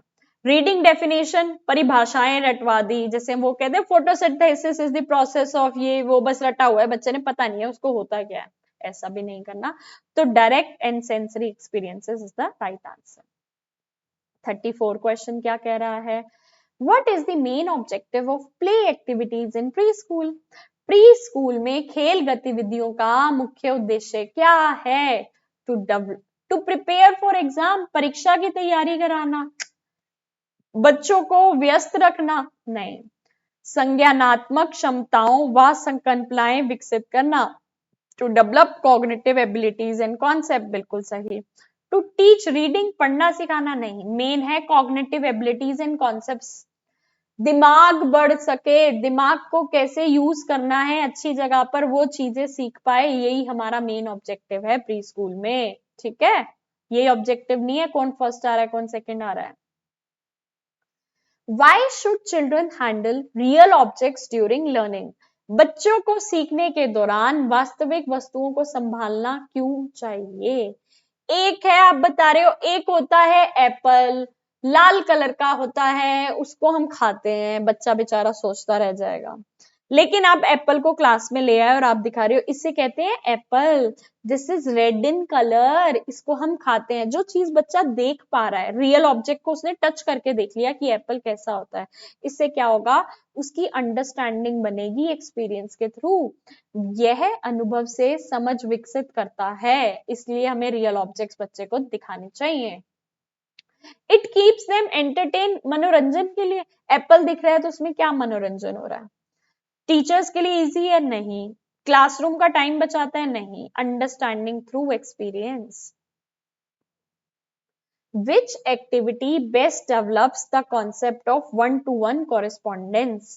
एक से एक संगत की अवधारणा किस क्रिया से विकसित होती है? Setting one plate for each child, बिल्कुल सही। 5 बच्चे लाइन में बैठे हैं, पांचों बच्चों के आगे एक एक प्लेट रख दो, तो वो समझ जाएगा हर बच्चे की एक प्लेट है, हर बच्चे की एक प्लेट है। 1-to-1 कॉरेस्पॉन्डेंस बच्चे सीखेंगे। प्रत्येक बच्चे के लिए एक थाली लगाना, बिल्कुल सही। रिसाइटिंग नंबर 1 2 3 4 5 6 7 8 9 10 11 12 13 14 15, क्या हो रहा है? इससे कुछ हो रहा है? 1-to-1 कॉरेस्पॉन्डेंस हो रहा है? नहीं हो रहा ना। ये बस हमारे वो पुराने जमाने के टीचर्स पढ़ाती हैं जिन्होंने सोचा जॉब तो लगी चुकी है ना, कुछ भी पढ़ाई जाओ, टाइम पास करी जाओ। लेकिन you people are going to be the next generation teachers. आप नेक्स्ट जनरेशन के टीचर्स बन रहे हो, तो आपको इतने इनोवेटिव तरीके से पढ़ाना है कि आपका बच्चा याद रखे। नर्सरी में मेरी एक मैडम थी, क्या मस्त पढ़ाया, इतने अच्छे से कॉन्सेप्ट स्ट्रॉन्ग करे कि आज मैं एक इंटेलिजेंट बच्चा कहला पा रहा हूं। ठीक है, 1 2 3 4 5 6 7 8 9 10 वाला कहानी छोड़ देना। मेमोराइजिंग टेबल्स, 2 1 जा 2, 2 2 जा 4, 2 3 जा 6, बस यही नहीं कराते रह जाना। पहाड़े नहीं रटवाने, समझे? ऐसा मत करना। रटवाने है ऑब्वियसली, उनका कॉन्सेप्ट बनवाना है, लेकिन ये आपका प्रायोरिटी पे नहीं रहना चाहिए। राइटिंग 1 to 10, 1 से 10 तक लिखवा दिया, नहीं। आपके लिए मेन इंपॉर्टेंट अब है क्या, कि अगर आप 1-to-1 कॉरेस्पॉन्डेंस सिखा रहे हो तो हर बच्चे के आगे आपने एक एक प्लेट रख दे, एक एक टॉफी रख दी, कुछ भी रख दे, मतलब रियल लाइफ एक्सपीरियंस। आगे चलते हैं। What cognitive process is directly enhanced by seriation activities? Seriation activities होती हैं arranging the things in a series. 1 के बाद 2 आता है, 2 के बाद 3 आता है, 3 के बाद 4 आता है। क्रमबद्ध गतिविधियां किस संज्ञानात्मक प्रतिक्रिया को सीधा बढ़ाती हैं? Logical sequencing and comparison. ठीक है, अब मैंने यहाँ पे कुछ नंबर्स दे रखे हैं, तो बच्चा उसको सीक्वेंस में लगा पाएगा कि 1 के बाद 2 आता है, 2 के बाद 3 आता है, 3 के बाद 4 आता है। लॉजिकल सीक्वेंसिंग, और फिर वो उसको कंपेयर कर पाएगा। ठीक है, जैसे 6 के बाद हम गैप देके 8 लिख देते हैं, तो बच्चे को पता है 6 के बाद 7 आता है। 6 और 8 के बीच में हम कहते हैं बड़ा क्या है, तो बच्चे को पता है 8 बड़ा है, क्योंकि उसको सीक्वेंस के बारे में पता है। ठीक है जी, आगे बढ़ते हैं। 38th क्वेश्चन क्या कह रहा है? What is the main purpose of cause and effect play activities? कारण और प्रभाव वाली खेल गतिविधियों का मुख्य उद्देश्य क्या है? टू मेमोराइज रूल्स, नियम रटना? No. To promote scientific reasoning, वैज्ञानिक तर्क विकसित करना? नहीं। ध्यान जांचना, टू टेस्ट अटेंशन? नहीं। टू इंक्रीज कॉम्पिटिशन, प्रतिस्पर्धा बढ़ाना? नहीं, क्योंकि इसका आंसर है बी, है ना। बी कैसे है, ये देखो, एक सेकेंड आपको यहाँ से वो करके दिखाते हैं। इससे क्या पता चलता है कि अगर टीचर कुछ भी बोली जा रहा है तो आपको सिर्फ वो नहीं देखना, आपको करेक्ट आंसर भी करना है। अगर मैं इसमें सारे को आगे बढ़ा के कह देती थी कि इसमें तो कोई भी सही आंसर नहीं है, तो बच्चा कहता है हाँ भाई सिमरन मैम ने कहा था गलत है। आपको अपनी तरीके से भी वेरीफाई करना है। दिस इज कॉल्ड कि हम किसी का अटेंशन स्पैन चेक कर रहे हैं, अटेंशन चेक कर रहे हैं, जैसे अभी मैं आपका चेक कर रही थी। अगर मैं फ्लो में रोंग रोंग रोंग रोंग करते चली गई तो आपने भी नहीं सोचा कि ये रोंग है या नहीं, है ना। करेक्ट आंसर है टू प्रमोट साइंटिफिक रीजनिंग। हमारी जो साइंस होती है ना, साइंस में हम सिखाते हैं क्या, इसके अंदर ये मिक्स किया तो ये आएगा, इसका ऐसे करा तो ऐसे होगा। कॉज एंड इफेक्ट, किसी कारण का क्या प्रभाव निकलेगा, ये हमारी साइंटिफिक रीजनिंग का पार्ट है। तो बी ऑप्शन बिल्कुल सही है। What should a caregiver do when a child asks question? जब बच्चा प्रश्न पूछता है तो देखभाल करने वाले को क्या करना चाहिए? देखभाल करने वाले को क्या करना चाहिए? देखो ऑप्शंस पढ़ो। Encourage the child and response positively. Very good, बच्चे को प्रोत्साहित करो। आपने बहुत अच्छा क्वेश्चन पूछा और उसको सकारात्मक रूप से उत्तर देना, बिल्कुल सही। बच्चे को प्रोत्साहित करो और सकारात्मक रूप से उसको उत्तर दो ताकि वो कल को और क्वेश्चंस आपसे पूछे, बिल्कुल सही। इग्नोर द चाइल्ड, बच्चे को इग्नोर अनदेखा कर दोगे? नहीं। परेशान करने पर डांटने लग जाओगे? नहीं। विषय बदल दोगे? नहीं। आपका है ए आंसर कि आप उसको इनकरेज करोगे और उसको आंसर करोगे। ठीक है। 40 question, when children make grammatical mistakes care givers should, जब बच्चे व्याकरण की गलती करते हैं तो देखभालकर्ता को क्या करना चाहिए? करेक्ट जेंटली थ्रू कन्वर्सेशन, बातचीत में धीरे से सुधार करना। अगर बच्चे ने कुछ ऐसा बोल दिया, जैसे मैं बोल रही हूँ I am teaching my students, ठीक है, बच्चा बोल रहा है I am teaching my students, लेकिन उसने बोल दिया I am teach students, I am teach student, तो ये नहीं सबके सामने आप उसका मजाक उड़ाने लग जाओ, तुझे ये भी नहीं आता वो भी। उसको प्यार से आराम से बोल दो, ऐसा भी तो हो सकता है I am teaching my students, मतलब उसको बिल्कुल हल्के तरीके से। क्या होता है, गलती बताना कि हमारा ये मोटिव नहीं है कि हम किसी को बुरा बनाना चाह रहे हैं या उसको बुरा फील कराना चाह रहे हैं। गलती आपको इस तरीके से बतानी है कि बच्चे को पता भी चल जाए ये मेरी गलती है और उसको बुरा भी ना लगे, है ना। तो आप उसको बोलते हैं ऐसा भी तो हो सकता है, मुझे तो लगता है I am teaching my students होना चाहिए। वो भी अपना दिमाग लगाएगा, कहेगा हाँ हाँ हाँ मैम आई एम टीचिंग होगा। हो गई, आपको उसको गलती भी पता चल गई और आपने उसको बहुत ही प्यार से ठीक भी कर दिया। ठीक है, तो ए ऑप्शन बिल्कुल सही है। स्कोर द चाइल्ड, बच्चे को डांटना नहीं है, दंड नहीं देना, बात बंद नहीं करनी, तो ए ऑप्शन बिल्कुल सही है। बढ़ते हैं नेक्स्ट क्वेश्चन की तरफ। नेक्स्ट क्वेश्चन क्या कह रहा है?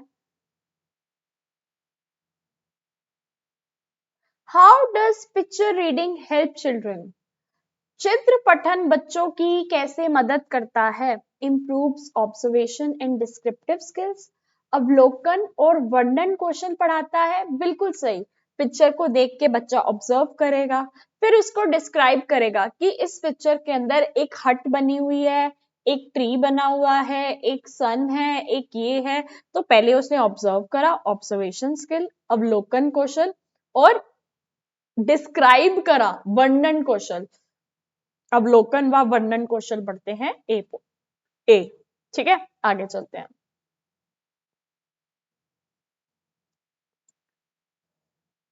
What is the main purpose of auditory discrimination activities? श्रवण भेदभाव गतिविधियों का मुख्य उद्देश्य क्या है? टू टीच राइटिंग, लिखना सिखाना, सिंग लाउडली, जोर से गाना, टू स्टॉप नॉइज, शोर बंद करना, to help children differentiate between sounds, ध्वनियों में अंतर समझना।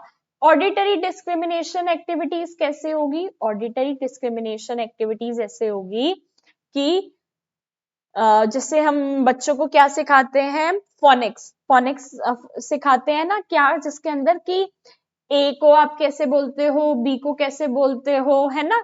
हम साउंड्स के बारे में बच्चे को सिखाते हैं कि कैसे आप अलग अलग साउंड्स को डिफरेंशिएट करोगे, कैसे कैसे डिफरेंशिएट करोगे, वो आपका ऑडिटरी डिस्क्रिमिनेशन एक्टिविटीज का मेन पर्पस है, ध्वनियों में अंतर समझना। डी। आगे बढ़ते हैं। 43, What is the benefit of labeling objects in the classroom? कक्षा में वस्तुओं पर लेबल लगाने से क्या लाभ होता है? मैंने यहाँ पर क्या रखा हुआ है, कोई बॉक्स रखा हुआ है तो उसके ऊपर लिखा हुआ है बॉक्स, चार्ट के ऊपर लिखा हुआ है चार्ट, मतलब चीजों के ऊपर लेबल लगा दिया। ठीक है, कक्षा में वस्तुओं पर लेबल लगाने का क्या लाभ होता है? Help children connect with written and spoken words. जो चीज वो देख रहा है उसके ऊपर उसका लेबल लगा हुआ है तो उसको उसका नाम पता चल जाएगा। ठीक है, रिटन उसको लिखना कैसे है, बोलना कैसे है, सब पता चल जाएगा। लिखित और मौखिक शब्दों को जोड़ने में मदद करता है अगर हम चीजों को लेबल करके रखेंगे, बिल्कुल सही। What are the key pre-reading and pre-writing skills? पूर्व पठन और पूर्व लेखन की प्रमुख क्षमताएं कौन सी हैं? ठीक है, रीडिंग से पहले वाली स्किल, लिखने से पहली वाली स्किल कौन सी है, अब आपको यहाँ पे चारों को बताना है। ठीक है, ये देखो पहला ऑप्शन क्या कह रहा है, observation, discrimination and coordination skills, अवलोकन, भेदभाव और समन्वय स्किल्स। इन ये जब चीजें आप समझते हो कि कैसे आपको अवलोकन करना है, कैसे भेदभाव करना है, ये क्या है, ये क्या है, और कैसे कोऑर्डिनेट करना है, ये सारी चीजें जब आप करना सीख जाते हो तो आप रीडिंग के लिए प्रिपेयर हो जाते हो, आप राइटिंग के लिए प्रिपेयर हो जाते हो। तो ये आपका करेक्ट आंसर है। मेमोराइजिंग लेटर्स, अक्षर रटना नहीं, लाइंस लिखना नहीं, टीचर को कॉपी करना नहीं, तो ए आपका बिल्कुल करेक्ट आंसर है। आगे चलते हैं। What is the main purpose of storytelling for children? बच्चों के लिए कहानी सुनाने का मुख्य उद्देश्य क्या है? टू टेस्ट मेमोरी, याददाश्त की परीक्षा लेना कि उसकी याददाश्त कैसी है? नहीं। To develop imagination and emotions, कल्पना और भावनाओं को विकसित करना, बिल्कुल सही। कल्पना और भावनाओं को विकसित करना। कोई मैंने स्टोरी सुनाई, उसमें एक राजा था, एक रानी थी, राजा बहुत हेल्पफुल था, गरीबों की मदद करता था, तो बच्चा इमेजिन करेगा, एक इमोशंस डेवलप करेगा उस राजा के लिए, है ना। तो वो इमेजिनेशन और इमोशंस को बढ़ाता है, कल्पना और भावनाओं को विकसित करता है। टू मेक चिल्ड्रन साइलेंट, बच्चों को चुप कराना, नहीं। टू टीच डिसिप्लिन, अनुशासन सिखाना, नहीं। तो बी बिल्कुल करेक्ट आंसर है। आगे चलते हैं। What do fairy tales generally teach? परी कथाएं सामान्यतः क्या सिखाती हैं? कि माता पिता गलत हैं? नहीं। जादू सच है? नहीं। गुड ट्रिम्स ओवर इविल, अच्छाई की हमेशा जीत होती है ना। हम बच्चों को ऐसी कहानियां सिखाते हैं जिसमें एंड में अच्छाई जीत जाती है, हीरो जीत जाता है और विलन मर जाता है, बुराई की हार हो जाती है। तो हम गुड ट्रिम्स ओवर इविल, ये बिल्कुल सही है। बच्चों को सपने नहीं देखने चाहिए, चिल्ड्रन शुड नॉट ड्रीम, नहीं ऐसा भी कुछ नहीं है। तो सी बिल्कुल करेक्ट आंसर है। आगे चलते हैं। What is the best way to narrate a story? कहानी सुनाने का सबसे अच्छा तरीका क्या है? ठीक है, with expression and voice modulation, भाव और आवाज में उतार चढ़ाव के साथ, बिल्कुल सही। एक था राजा, एक थी रानी, बताते हैं ना, एक्सप्रेशंस करके दिखाते हैं, कभी वॉइस को तेज, कभी वॉइस को स्लो, बिल्ली आई तो मियाओ, कुत्ता आया तो भाव भाव, मतलब बेसिकली हम वॉइस की मॉड्यूलेशन करते हैं ताकि उस चीज को हम अच्छे से इम्पैक्ट दे पाए। बिल्कुल सही। फर्स्ट 48 क्वेश्चन क्या कह रहा है? What is dramatic play? नाटक खेल क्या है? When children choose roles and act on their own, जब बच्चे स्वयं भूमिका चुनते हैं और अभिनय करते हैं। मैं तो राजा बनूंगा, राजा की एक्टिंग करूंगा, मैं तो रानी बनूंगी, रानी की एक्टिंग करूंगी, मैं तो सिपाही बनूंगा, मैं तो उसकी एक्टिंग करूंगा। बच्चे अपने रोल्स को चूज कर रहे हैं और उसके अकॉर्डिंग उस पर एक्ट कर रहे हैं, इसको हम कहते हैं ड्रामेटिक प्ले। आगे बढ़ते हैं। Why are fairy tales popular among children? परी कथाएं बच्चों में इतनी लोकप्रिय क्यों हैं? Because they are full of facts, तथ्यपूर्ण होती हैं। इस दिन इस समय पे ये हुआ, इस दिन इस समय पे ये हुआ, नहीं। दे आर शॉर्ट, क्योंकि वो छोटी होती है, नहीं। They reflect children's inner feelings, वे बच्चों के आंतरिक भावनाओं को दर्शाती हैं। वो फेरी टेल्स की कहानियां इस हिसाब से बनाई गई हैं जो छोटे बच्चों से कनेक्ट कर पाती हैं, छोटे बच्चों के मन में जो फीलिंग्स चल रही हैं उससे कनेक्ट कर पाती हैं, इसलिए उनको मजा आता है। ठीक है, आगे चलते हैं। Which material helps to make storytelling more interesting? कौन सी सामग्री कहानी को अधिक रोचक बनाती है? Puppets and mask, अगर आपने देखा हो हम मास्क बनाते हैं, शेर का मास्क, बिल्ली का मास्क, डॉग का मास्क, पपेट्स बनाते हैं, हैंड पपेट्स होते हैं, जो रेबिट बना हुआ है, डॉग बना हुआ है, उसको एक्टिंग करके दिखाते हैं, डॉग आया भाव भाव करता, भाव भाव करता, ऐसे हम स्टोरी पढ़ाते हैं ना। तो बस ये हमारी स्टोरी टेलिंग को इंटरेस्टिंग बनाती है, पपेट्स एंड मास्क, कठपुतलियां और मुखौटे। आगे बढ़ते हैं क्वेश्चन नंबर 51 पर। What develops when children use crayons and brushes? जब बच्चे क्रेयॉन और ब्रश का उपयोग करते हैं तो क्या विकसित होता है? फाइन मोटर स्किल्स, ये मेरा हाथ है, ये बच्चों के हाथ है, ये उनकी छोटी छोटी उंगलियां हैं। जब वो क्रेयॉन्स या ब्रशेस को ऐसे पकड़ते हैं और ऐसे ऐसे करते हैं तो उनकी ये छोटी मांसपेशियां डेवलप होती हैं। छोटी मांसपेशियां जो डेवलप होती हैं उसे हम कहते हैं फाइन मोटर स्किल्स, सूक्ष्म मोटर कौशल। बी ऑप्शन बिल्कुल सही है। What should caregivers avoid during art activities? कला गतिविधियों के दौरान देखभाल करने वालों को क्या नहीं करना चाहिए? Forcing child to copy, बच्चों को नकल करने के लिए मजबूर करना। ये कैसा है? बच्चों को नकल करने के लिए आप क्यों मजबूर करोगे, है ना? लेकिन इन्होंने क्या बोला है? What should, एक second, What should caregivers avoid? Avoid, क्या हमें चिल्ड्रन को कॉपी करने से अवॉइड करना चाहिए? बिल्कुल सही। आपको ये देखना है कि क्वेश्चन में कहीं नोट या अवॉइड तो नहीं लिखा। अवॉइड या नोट लिखा हो तो मतलब वो गलत वाली चीज को आपको टिक करना है ना? तो इसमें वही बताया है। Forcing children to copy avoid करना चाहिए, बच्चों को नकल करने के लिए मजबूर हमें नहीं करना चाहिए। तो यहाँ अवॉइड पूछा था इसलिए ये आंसर होगा। क्रिएटिविटी तो करवानी है, फ्रीली भी करवाना है, डिस्प्ले देयर आर्ट, उनको अपनी कला को भी दर्शाना है, लेकिन कॉपी करने के लिए मजबूर नहीं करना, अवॉइड बोला था ना, तो इसलिए ये गलत वाला आंसर होगा। क्वेश्चन को ना बहुत अच्छे से आपको समझना भी जरूरी है।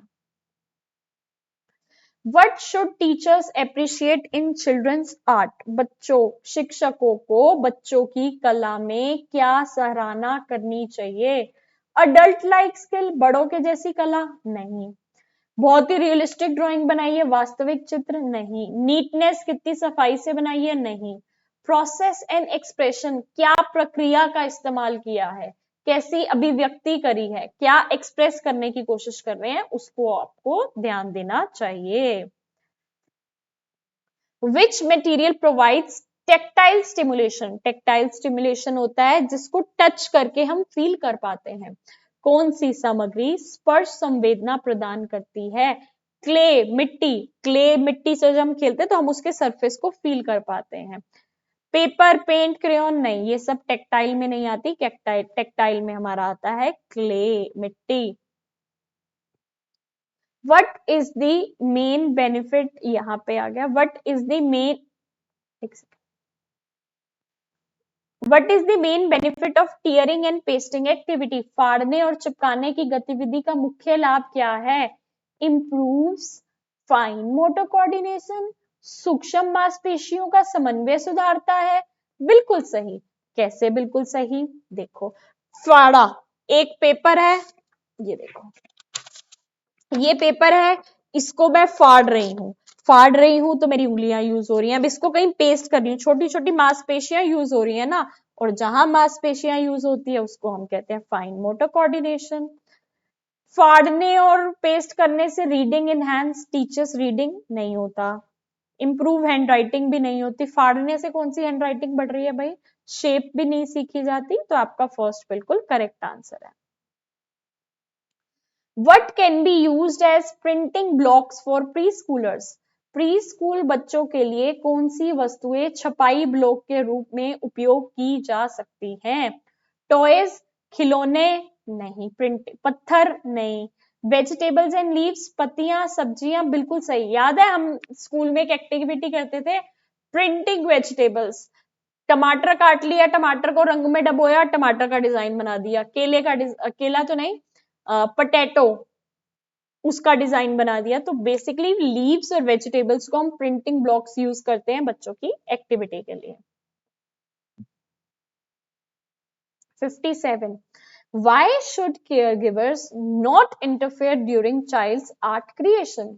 बच्चों की कला के दौरान देखभालकर्ता को हस्तक्षेप क्यों नहीं करना चाहिए?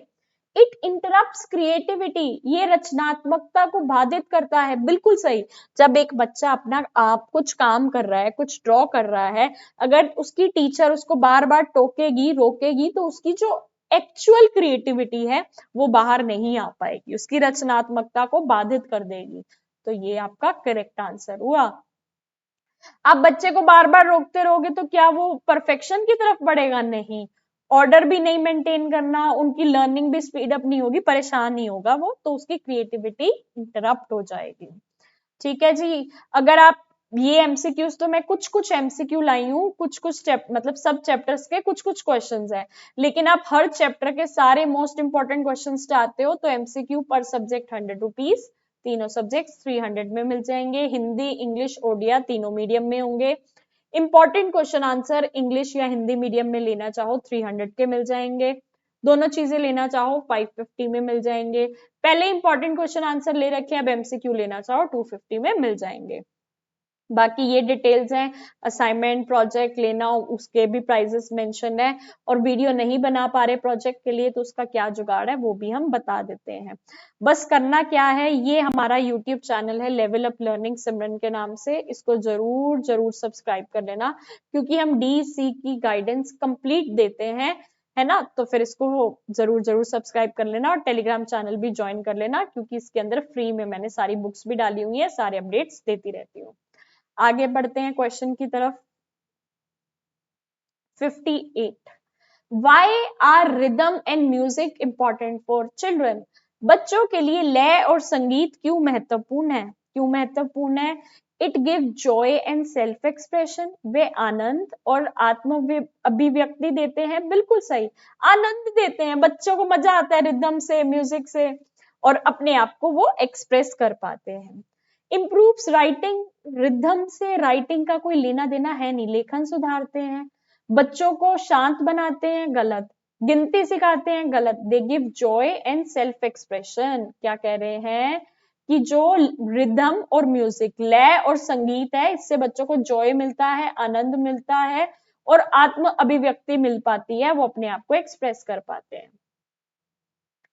What helps develop auditory discrimination in children? बच्चों में श्रवण भेदभाव क्षमता किससे विकसित होती है? श्रवण भेदभाव, ऑडिटरी सुनने वाली, राइटिंग वर्ड्स, शब्द लिखने से सुनने वाली का क्या लेना देना, वॉचिंग टीवी, टीवी देखने से नहीं, मेमोराइजिंग सॉन्ग, गाने याद कर लेने से नहीं, लिसनिंग टू डिफरेंट साउंड, विभिन्न ध्वनियों को सुनने, जब आपका बच्चा अलग अलग ध्वनियों को सुनेगा तभी तो उसको कर पाएगा ना क्या, डिफरेंशिएट कि ये इस चीज की ध्वनि है, ये इस चीज की ध्वनि है, तो D.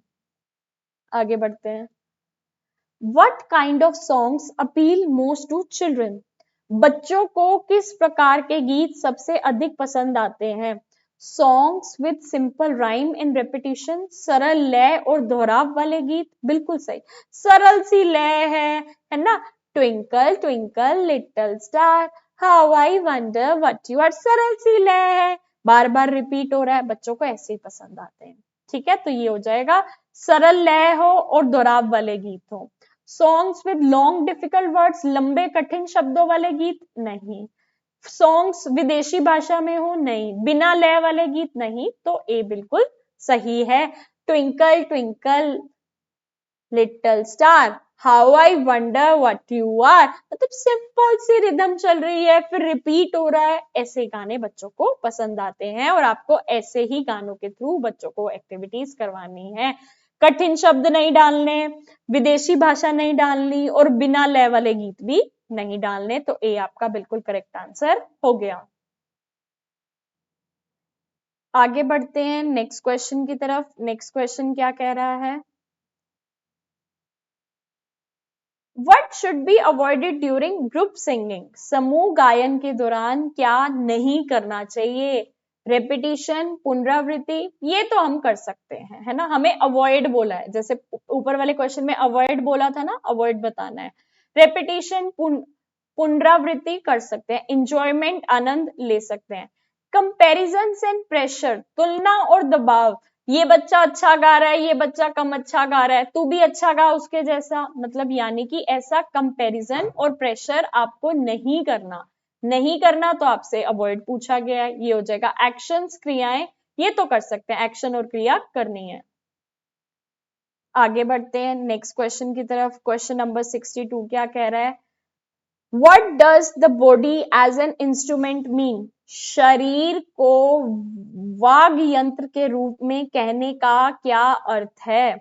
Using body parts to make sound, शरीर के भागों से ध्वनि उत्पन्न करना, कि मतलब हम बॉडी के जो अलग अलग पार्ट्स हैं, हैंड है, लेग्स हैं, माउथ है, आईज हैं, ईयर्स हैं, इनसे अलग अलग साउंड्स प्रोड्यूस कर रहे हैं, तो body as an instrument use कर रहे हैं। बच्चों के लिए हम कुछ भी चीजें ऐसी यूज करते हैं जो हमसे रिलेटेड हो, तो बिल्कुल सही है।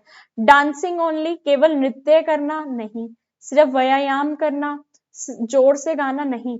Using different body parts to make sounds, अलग अलग बॉडी पार्ट्स का हम यूज कर रहे हैं अलग अलग साउंड बनाने के लिए, है ना। आगे बढ़ते हैं, आगे क्या कह रहा है। What should teachers avoid during musical learning? अब आपको अवॉइड को ध्यान रखना है। संगीत सीखने के दौरान शिक्षकों को क्या नहीं करना चाहिए? डेमोन्स्ट्रेटिंग, प्रदर्शन करना, प्रदर्शन तो करना होता है, ठीक है। सिंगिंग विद जॉय, खुशी से गाना, खुशी से भी गाना होता है।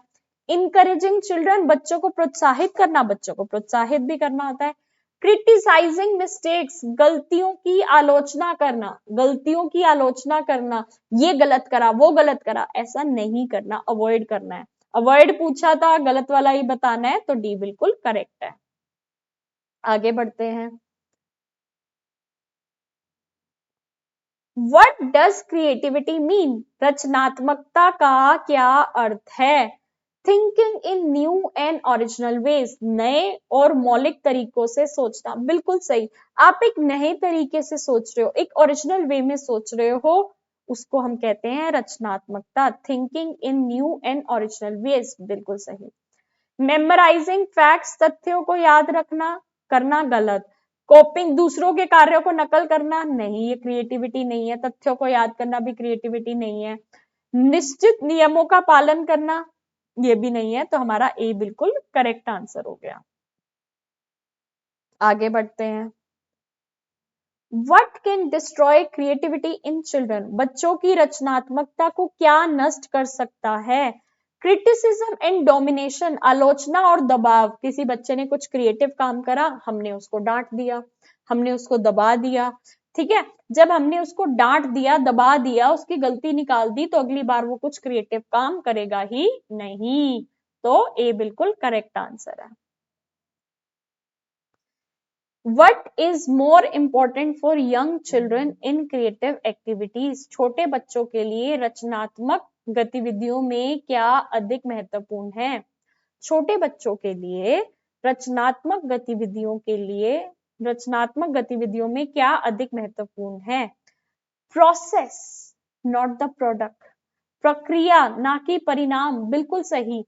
कि आपने किस प्रोसेस को फॉलो करा, कैसे उसके थ्रू आपने काम करा, वो इंपॉर्टेंट है, ना कि आपका एंड प्रोडक्ट कैसा बनकर आया है। आपने उसको एंजॉय करा, अच्छे से दिमाग लगाया, बच्चों के लिए वो जरूरी है प्रोसेस, ठीक है, ना कि product. When do children express their creativity most freely? बच्चे अपनी रचनात्मकता सबसे अधिक कब व्यक्त करते हैं? When they copy others, जब वे दूसरों की नकल करते हैं? नहीं। जब वे डरते हैं? नहीं। जब उन्हें मजबूर किया जाता है? नहीं। जब वे शांत और खुश होते हैं? जब बच्चा शांत और खुश होता है ना, वो अपना दिमाग का मैक्सिमम यूज करता है और मैक्सिमम काम अच्छे से कर पाता है। डी। आगे, Why is creativity considered both a process and a product? रचनात्मकता को प्रक्रिया और उत्पादन दोनों क्यों माना जाता है? Because it involves thinking and result in something new. क्योंकि इसमें सोच और नवीनता दोनों होती है। कि जब मैं वो कुछ क्रिएटिविटी कर रही हूँ, तो ड्यूरिंग द प्रोसेस भी मैं नई नई चीजें सीखूंगी, बच्चा नई नई चीजें सीखेगा, तो क्रिएटिविटी एक प्रोसेस भी है, उस प्रोसेस में नई नई चीजें सीखेंगे। प्रोडक्ट भी है, क्योंकि जो चीज निकल कर आएगी, जो रिजल्ट निकल कर आएगा, वो भी नया निकल कर आएगा, तो इसलिए वो प्रोसेस भी है और प्रोडक्ट भी है। ए। आगे चलते हैं। Why should rewards be used carefully in creative task? रचनात्मक कार्यों में पुरस्कारों का प्रयोग सावधानी से क्यों करना चाहिए? Because external rewards reduces internal motivation. क्योंकि बाहरी पुरस्कार आंतरिक प्रेरणा घटाते हैं, बिल्कुल सही। अब मेरे को मैथ पढ़नी अच्छी लगती है और मैं खुशी खुशी मैथ्स का काम कर रही हूँ और मैं मैथ्स में फर्स्ट आ गई, है ना, मैथ्स के किसी टेस्ट में मैं फर्स्ट आ गई और मुझे फर्स्ट आने पे एक गिफ्ट मिला पेंसिल बॉक्स। तो अगली बार मैं उस पेंसिल बॉक्स के लालच में मैथ्स का काम करूंगी क्योंकि मुझे पेंसिल बॉक्स मिला था। लेकिन जब तक मुझे पेंसिल बॉक्स नहीं मिला था बच्चे को, उससे पहले वो अपनी खुशी खुशी बिना किसी लालच के काम कर रहा था। तो हमें इस चीज का बहुत ध्यान रखना है, रिवॉर्ड हम इस हिसाब से दें कि बच्चे के अंदर लालच पैदा ना हो और वो खुशी खुशी काम करे। बिल्कुल सही है ये, बिल्कुल सही है। ठीक है, आगे चलते हैं, आगे क्या कह रहा है। Who is usually the primary caregiver during the early years of a child's life? बच्चे के प्रारंभिक वर्षों में आमतौर पर प्राथमिक देखभाल करता कौन होते हैं? माँ, पापा, टीचर, नेबर। ए यानी कि माँ, मदर हमारी यूजली प्राइमरी केयर गिवर होती हैं। आगे चलते हैं, आगे क्या कह रहे हैं। What was established in 1953 to assist voluntary organizations in welfare services? 1953 में कल्याण सेवाओं में स्वैच्छिक संगठनों की सहायता के लिए क्या स्थापित किया गया था? Red cross, UNICEF, central social welfare board CWSN या WHO? तो आपको ये चीज रटनी है, याद करनी है। Central social welfare board CSWN किया गया था। CSWV central social welfare board 1953 में किया गया था।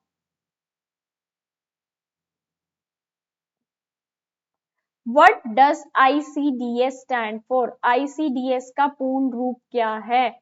Integrated child development services. Answer में ढूंढ लो, इंटीग्रेटेड चाइल्ड डेवलपमेंट सर्विसेज, एकीकृत बाल विकास सेवाएं, एकीकृत बाल विकास सेवाएं, integrated child development services. B answer बिल्कुल सही है। आगे चलते हैं। Which year marked the adoption of National Policy for Children in India? Bharat में बाल नीति को कब अपनाया गया था? 1974 में, 1974 में। लर्न करने वाली बात है, लर्न कर लेना। What are the main objectives of ICDS program? ICDS कार्यक्रम के मुख्य उद्देश्य क्या है? Health, nutrition, pre school education, स्वास्थ्य, पोषण, पूर्व विद्यालय शिक्षा। बिल्कुल सही, हेल्थ, न्यूट्रिशन और pre school education main objective है ICDS स्कूल का, तो ए ऑप्शन आपका बिल्कुल करेक्ट है। What type of nutrition is provided under ICDS? ICDS के तहत किस प्रकार का पोषण प्रदान किया जाता है? आप सबको पता होना चाहिए, पूरक पोषण प्रदान किया जाता है, सप्लीमेंट्री न्यूट्रिशन, याद करने वाली बात है। Which organization runs mobile crèches for children of construction workers? निर्माण श्रमिकों के बच्चों के लिए मोबाइल क्रैच कौन चलाता है? आपको लर्न करना है। मीरा महादेवन वॉलेंट्री ऑर्गेनाइजेशन, मीरा महादेवन का स्वैच्छिक संगठन, याद करने वाली बात है, याद कर लेना। What is the full form of SOS in SOS Children's Village of India? SOS children village of India में SOS का पूरा रूप क्या है? सेव आवर सोल्स, हमारी आत्माओं को बचाओ, हमारी आत्माओं को बचाओ, save our souls. Why is it necessary to plan the curriculum in a child care center? बाल देखभाल केंद्र में पाठ्यक्रम की योजना बनाना क्यों आवश्यक है? क्योंकि ये खर्चा बढ़ाता है? नहीं। काम कम करता है? नहीं। खेल को बोरिंग बनाता है? नहीं। ये दिशा, लक्ष्य और उद्देश्य प्रदान करता है। बिल्कुल सही, it gives focus, direction and purpose. बिल्कुल सही है, D option. What are the long-term goals in curriculum planning? पाठ्य योजना में दीर्घकालिक लक्ष्य क्या होते हैं? Skills and abilities children acquire after completing the program. वे कौशल जो बच्चे कार्यक्रम पूरा करने के बाद प्राप्त करते हैं। बिल्कुल सही, लॉन्ग टर्म में है ना, तो जब प्रोग्राम पूरा कंप्लीट हो जाएगा तभी तो स्किल्स और एबिलिटीज आएंगी, प्रोग्राम कंप्लीट करने के बाद। तो ए बिल्कुल सही है। बाकी डेली प्लान्स नहीं है, क्लीनिंग शेड्यूल नहीं है, स्नैक टाइमिंग नहीं है।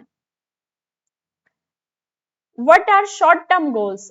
अल्पकालिक लक्ष्य क्या होते हैं? लाइफ टाइम के गोल्स, जीवन भर के लक्ष्य नहीं।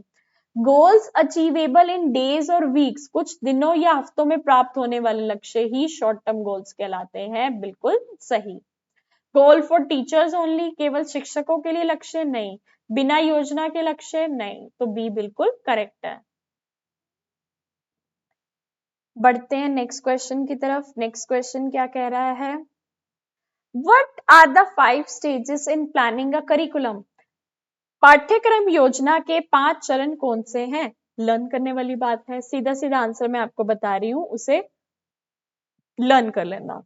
Long term goals, short term goals, play activities, schedules, evaluation. दीर्घकालिक लक्ष्य, अल्पकालिक लक्ष्य, गतिविधियां, समय सारणी और मूल्यांकन। ये बिल्कुल सही है। आगे चलते हैं। What should be balanced in a daily preschool schedule? एक दैनिक प्री स्कूल समय सारणी में क्या संतुलन होना चाहिए कि उसके अंदर कुछ स्ट्रक्चर्ड एक्टिविटीज हो, कुछ play activities, free play activities हो। यानी कि कुछ एक्टिविटीज ऐसे हो जो टीचर डिसाइड करके आई हो कि आज मुझे बच्चों को ये करवाना है, और कुछ एक्टिविटीज के लिए बच्चों को फ्री टाइम दे दिया जाए, वो अपने अकॉर्डिंग एक्टिविटीज कर ले। योजनाबद्ध एक्टिविटीज भी हो और स्वतंत्र खेल भी हो। आगे, what ratio of worker to children is suitable for preschoolers? Preschool बच्चों के लिए कार्यकर्ता और बच्चों का उपयुक्त अनुपात क्या है? एक टीचर के पास कितने बच्चे होने चाहिए? एक टीचर के पास 15 से 20 बच्चे होने चाहिए। तो एक टीचर के पास 15 से 20, तो ये उपयुक्त रेशो है 1:15 से 20 तक। ठीक है, तो डी ऑप्शन बिल्कुल करेक्ट है। आगे चलते हैं। What is the first requirement when setting up a child care center? एक देखभाल केंद्र स्थापित करते समय पहली आवश्यकता क्या है? स्पेस फॉर द सेंटर, केंद्र के लिए स्थान। बिल्कुल हाँ, आप एक चाइल्ड केयर सेंटर तभी सेटअप कर सकते हो जब आपके पास स्पेस होगा। केंद्र के लिए स्थान होना बहुत ज्यादा जरूरी है। टॉयज एंड गेम्स, खिलौने और खेल, funds and furniture, workers and children. सबसे पहले आपके पास केंद्र के लिए स्थान होना चाहिए। Why should centers not be located near ponds or busy roads? केंद्रों को तालाबों या व्यक्त सड़कों के पास क्यों नहीं होना चाहिए? फॉर सेफ्टी ऑफ चिल्ड्रन, बच्चों की सुरक्षा के लिए। बच्चों की प्ले स्कूल के आसपास बिजी रोड्स हैं, पॉन्ड्स हैं, तो बच्चों का उसमें गिरने का डर है। बिजी रोड्स हैं, ट्रैफिक आ रहा है तो चोट लगने का डर है। तो बच्चों की सेफ्टी के लिए पॉन्ड्स या बिजी रोड्स के आसपास आपका प्ले स्कूल नहीं होना चाहिए। What should be placed on the walls to make the center attractive? केंद्र को आकर्षक बनाने के लिए दीवारों पर क्या लगाया जाना चाहिए? कैलेंडर नहीं। Children's work and colourful chart, बच्चों का कार्य और रंगीन चार्ट। बिल्कुल हाँ, बच्चों ने क्या क्या एक्टिविटीज करी हैं, क्या क्या ड्राइंग्स बनाई हैं, वो लगाओ, और कुछ कलरफुल चार्ट्स लगाओ जिससे बच्चों को मजा आए। ठीक है, आगे चलते हैं। What is the ideal way for children to sit during group activities? समूह गतिविधियों के दौरान बच्चों के बैठने का आदर्श तरीका क्या है? आप सबको पता है, सेमी सर्कल में बिठाना है बच्चों को, अर्धव्रत में ऐसे बिठाते ना। ये टीचर बैठी हुई है, 1 2 3 4 5 6 7 8, ऐसे सेमी सर्कल में बच्चे बैठे होते हैं अर्धव्रत में। ठीक है। What is the primary purpose of outdoor play for preschoolers? Preschool बच्चों के लिए बाहरी खेल का मुख्य उद्देश्य क्या है? एक्सरसाइज ऑफ लार्ज मसल्स, बड़ी मांसपेशियों का व्यायाम। बिल्कुल सही। आउटडोर प्ले में हमारी बड़ी मांसपेशियां ही डेवलप होती है, उन्हीं की एक्सरसाइज होती है, तो बिल्कुल सही। अनुशासन सिखाना, कंपटीशन, दंड देना नहीं, एक्सरसाइज ऑफ लार्ज मसल्स। आगे, What is the function of the health and growth chart register? स्वास्थ्य और विकास चार्ट रजिस्टर का क्या कार्य है? हेल्थ और ग्रोथ चार्ट का रजिस्टर का क्या कार्य है? टीचर की परफॉर्मेंस को रिकॉर्ड करना, शिक्षण का प्रदर्शन नहीं। अटेंडेंस रिकॉर्ड करना, अटेंडेंस के लिए तो अटेंडेंस रजिस्टर होता है। उपस्थिति दर्ज करना नहीं। To record children's weight, height and immunisation, बच्चों का वजन, ऊंचाई और टीकाकरण दर्ज करना, कितना वजन है, कितनी ऊंचाई है, कितने टीके लग चुके हैं, ये सब चीजें हेल्थ और ग्रोथ चार्ट में रजिस्टर की जाती हैं, स्वास्थ्य और विकास चार्ट में। तो सी बिल्कुल सही है। आगे, What type of person is preferred for working in a child care center? बाल देखभाल केंद्र में काम करने के लिए किस प्रकार के व्यक्ति को प्राथमिकता दी जा सकती है? रिटायर्ड टीचर नहीं, आउटसाइडर नहीं, मेल वर्कर नहीं, हम basically local women familiar with community, समुदाय से परिचित स्थानीय महिला, जहां पर आपका प्ले स्कूल है वहां की कोई स्थानीय महिला को दी जाती है। क्यों? क्योंकि एक तो वुमेन को बच्चे अपनी माँ का दर्जा देके जल्दी कनेक्ट कर पाते हैं, और ऐसी स्थानीय महिला जिसको कम्युनिटी के बारे में पता हो, वो कम्युनिटी से इंटरैक्ट करती हो, कम्युनिटी की चीजें बच्चों को समझा पाए, इसलिए local women familiar with community, समुदाय से परिचित स्थानीय महिला को प्रेफर किया जाता है working in a child care centre. आगे बढ़ते हैं, आगे का क्वेश्चन क्या कह रहा है? What can be displayed in the center to make parents feel involved? माता पिता को केंद्र से जोड़े रखने के लिए क्या प्रदर्शित किया जा सकता है? चिल्ड्रंस आर्ट वर्क, बच्चों का कार्य है, ठीक है, बच्चे का जो कार्य होगा अगर हम अपने प्ले स्कूल में लगा के रखेंगे तो पेरेंट्स को इन्वॉल्व रहेंगे, हाँ मेरे बच्चे ने ये ड्राइंग बनाई थी, ये यहाँ पर लगी हुई है ना। चिल्ड्रंस आर्ट वर्क, बच्चों का कार्य।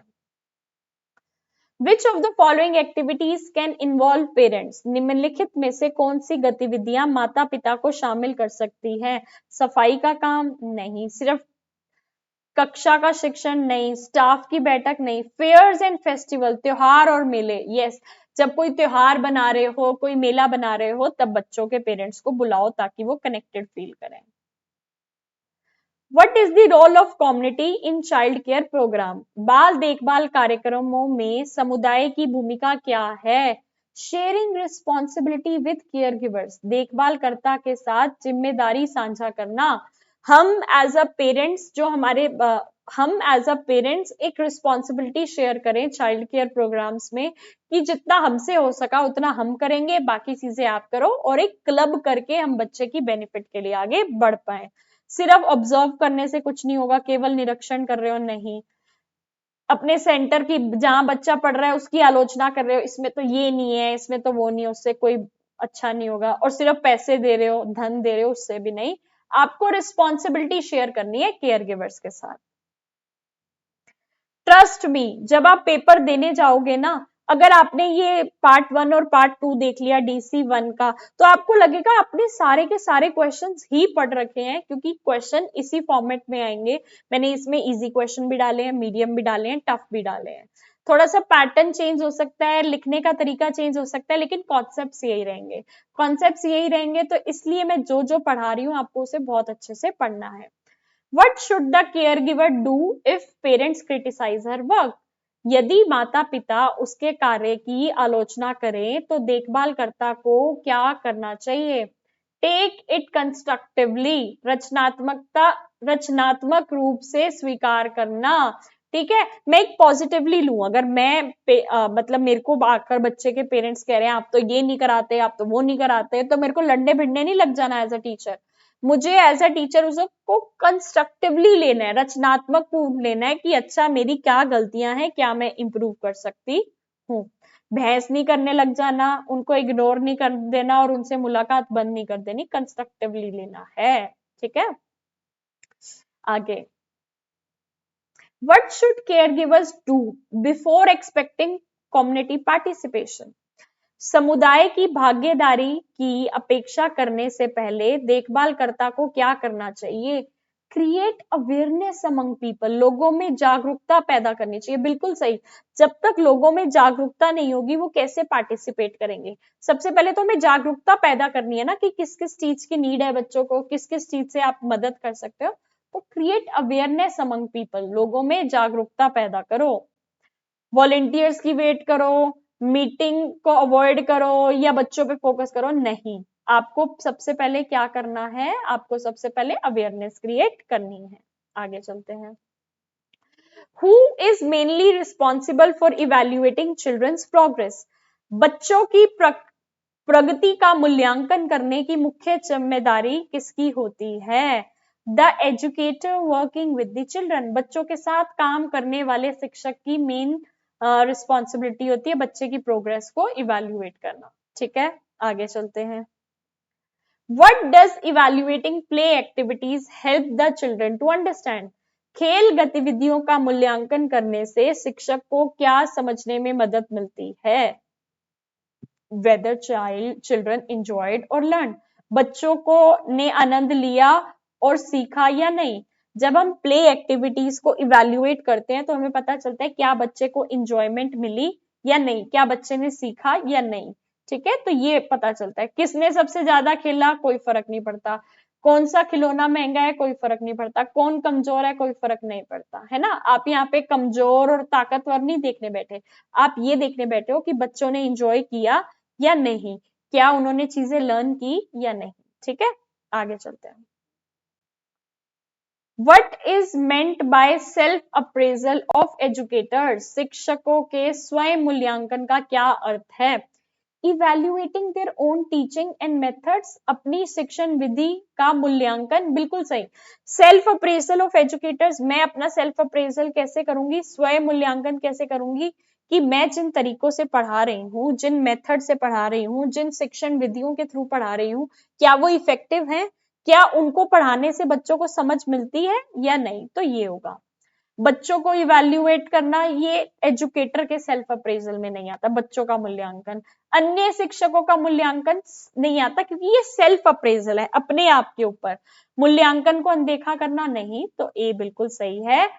अपनी शिक्षण विधि का मूल्यांकन करना कि मैं कौन सी विधि यूज कर रही हूँ और अच्छी है या नहीं। बस थोड़े से क्वेश्चन रह गए हैं। Which aspect of evaluation help avoid labeling children? मूल्यांकन का कौन सा पहलू बच्चों को लेबल करने से रोकता है? पनिशमेंट, दंड नहीं, भावनात्मक निर्णय नहीं, कंपेयरिंग चिल्ड्रन नहीं, ऑब्जेक्टिव एंड अनबायस्ड ऑब्जर्वेशन, वस्तुनिष्ठ व और निष्पक्ष अवलोकन। क्या कह रहे हैं, अगर हम बिल्कुल ऑब्जेक्टिव रहें और अनबायस्ड ऑब्जर्वेशन करें कि जो हमने ऑब्जर्व करा डायरेक्ट हमने उसमें वो लिख दिया, अपने तौर तरीके नहीं जोड़े या अपनी सब्जेक्टिविटी नहीं जोड़ी, ऐसा भी तो कर सकता था, वैसा जो है टू द पॉइंट लिख के चीजें करी, तो उसको लेबल करने में मदद करता है, अवॉइड करने में मदद करता है बच्चों की लेबलिंग में ऑब्जेक्टिव एंड अनबायस्ड ऑब्जर्वेशन। ठीक है।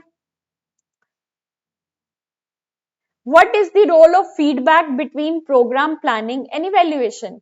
कार्यक्रम योजना और मूल्यांकन के बीच फीडबैक की क्या भूमिका है? It helps modify and improve the next plan. अग्नि योजना में सुधार करने में मदद, बिल्कुल सही। प्रोग्राम की प्लानिंग कर ली और हमने उसको इवैल्यूएट कर लिया, तो हमें पता चल गया यहाँ पर ये गलतियां थी जो कि हम मॉडिफाई करेंगे अपने प्लान में और नेक्स्ट प्लान जो बनाएंगे उससे बेटर बनाएंगे। हमें पता चल गया हमारे इस प्लान में ये गलतियां हैं, ठीक है, तो हम उसको अभी मॉडिफाई कर देंगे और नेक्स्ट प्लान को उसको इम्प्रूव कर देंगे, तो ए बिल्कुल सही है। इट स्टॉप्स इवैल्यूएशन, मूल्यांकन को रोक देती है, नहीं। कंफ्यूजन बढ़ाती है, नहीं। प्रोग्रेस को धीमा करती है, नहीं। ठीक है। यूजुअली क्या होता है, लोग 100 क्वेश्चन की मैराथन कराते हैं, लेकिन आपकी सिमरन मैम थोड़ी सी डिफरेंट है। हम 100 नहीं 101 क्वेश्चन लेकर आते हैं, जैसे कहते हैं ना शगुन में 101 देते हैं, तो शगुन के 101 क्वेश्चन आपके पास लेकर आते हैं। पहले वाली वीडियो में भी 101 कराए थे, अब भी 101 करा दिए, तो कितने हो गए, 202 क्वेश्चन आपने कर लिए DECE 1 के। ठीक है, जब पेपर देकर आओगे तो एक छोटी सी 30 सेकंड की वीडियो आपको ऊपर लेवल अप लर्निंग का नंबर शो हो रहा है, उस पर भेज देना अपनी वीडियो की मैम मेरा नाम ये है, मैं यहाँ से बिलोंग करती हूँ और आपने मुझसे पढ़ा और आपको कैसा लगा। लास्ट क्वेश्चन करवा के आपको मैं कुछ टिप्स एंड ट्रिक्स बताने वाली हूँ जो कि आपको मदद करेंगी अच्छे मार्क्स स्कोर करने में। What can parents do to choose a good child care center? माता पिता एक अच्छे देखभाल केंद्र चुनने के लिए क्या कर सकते हैं? Visit and observe the centre when children are present, बच्चों के रहते केंद्र का निरीक्षण करना, बिल्कुल हाँ। जब बच्चे स्कूल में आप जाओ, प्ले स्कूल को देखो, ऑब्जर्व करो कि कैसा प्ले स्कूल है, बच्चों के साथ कैसे डील कर रहा है, बच्चों को मजा आ रहा है या नहीं, बिल्कुल सही तरीका है। सिर्फ पड़ोसियों से पूछ लेने से कुछ नहीं होगा, सिर्फ विज्ञापन देखने से कुछ नहीं होगा और सिर्फ फीस देखने से कुछ नहीं होगा। आपको सेंटर को ऑब्जर्व करना है, देखना है कि जब बच्चे उसमें पढ़ रहे हैं तो वो कैसा है। तो आज के 101 क्वेश्चन आपके कंप्लीट होते हैं। DC1 की कंप्लीट रिवीजन हो गई है। 33 यूनिट्स थे आपके, सारे के सारे 33 यूनिट्स के मोस्ट इंपॉर्टेंट वाले क्वेश्चंस मैंने यहाँ पर दे दिए हैं।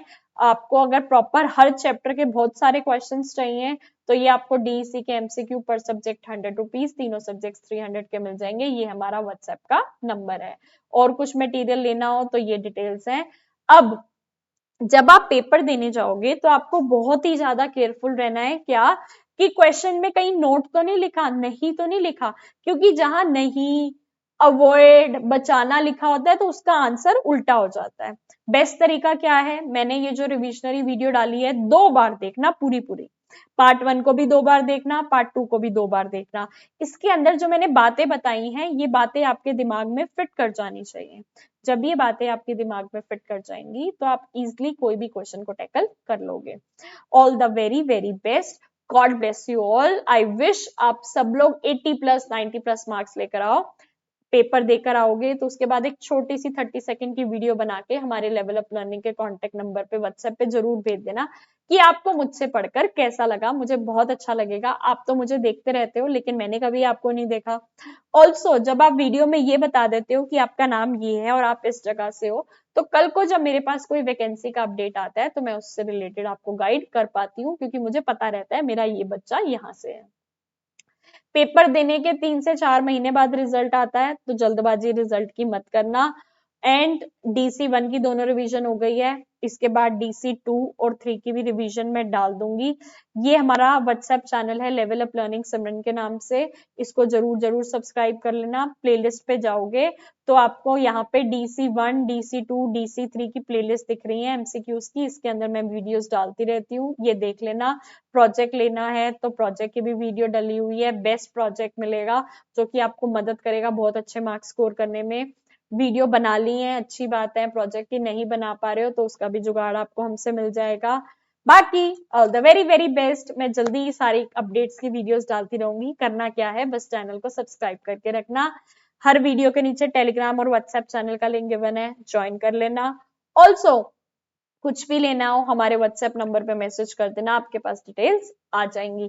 तैयारी कर लो, कमर कस लो, है ना, क्योंकि पेपर आ गए हैं। सच्चे दिल से आपके लिए ढेर सारी शुभकामनाएं, ढेर सारी good wishes. All the very very best. Paper के बाद अपनी रिव्यू वीडियो जरूर जरूर भेजना, क्योंकि मेरे पास डाटा आ जाता है कि मेरे बच्चे यहाँ से हैं। कल को जब कोई वैकेंसी आएगी तो मैं आपको अपडेट दे पाऊंगी।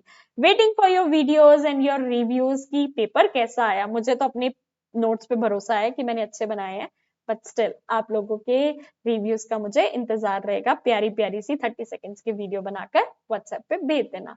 Thank you so much. मिलते हैं न्यू वीडियो में न्यू अपडेट्स के साथ। चैनल को जरूर जरूर सब्सक्राइब कर लेना, टेलीग्राम चैनल और व्हाट्सएप चैनल भी ज्वाइन कर लेना। बाकी तो आपको हमारा नंबर शो ही रहा है। असाइनमेंट लेने हैं, प्रोजेक्ट लेने हैं, और फिर इंपॉर्टेंट क्वेश्चन आंसर्स लेने हैं या MCQ लेने हैं, जो भी लेना है व्हाट्सएप पे मैसेज कर सकते हो। Thank you so much.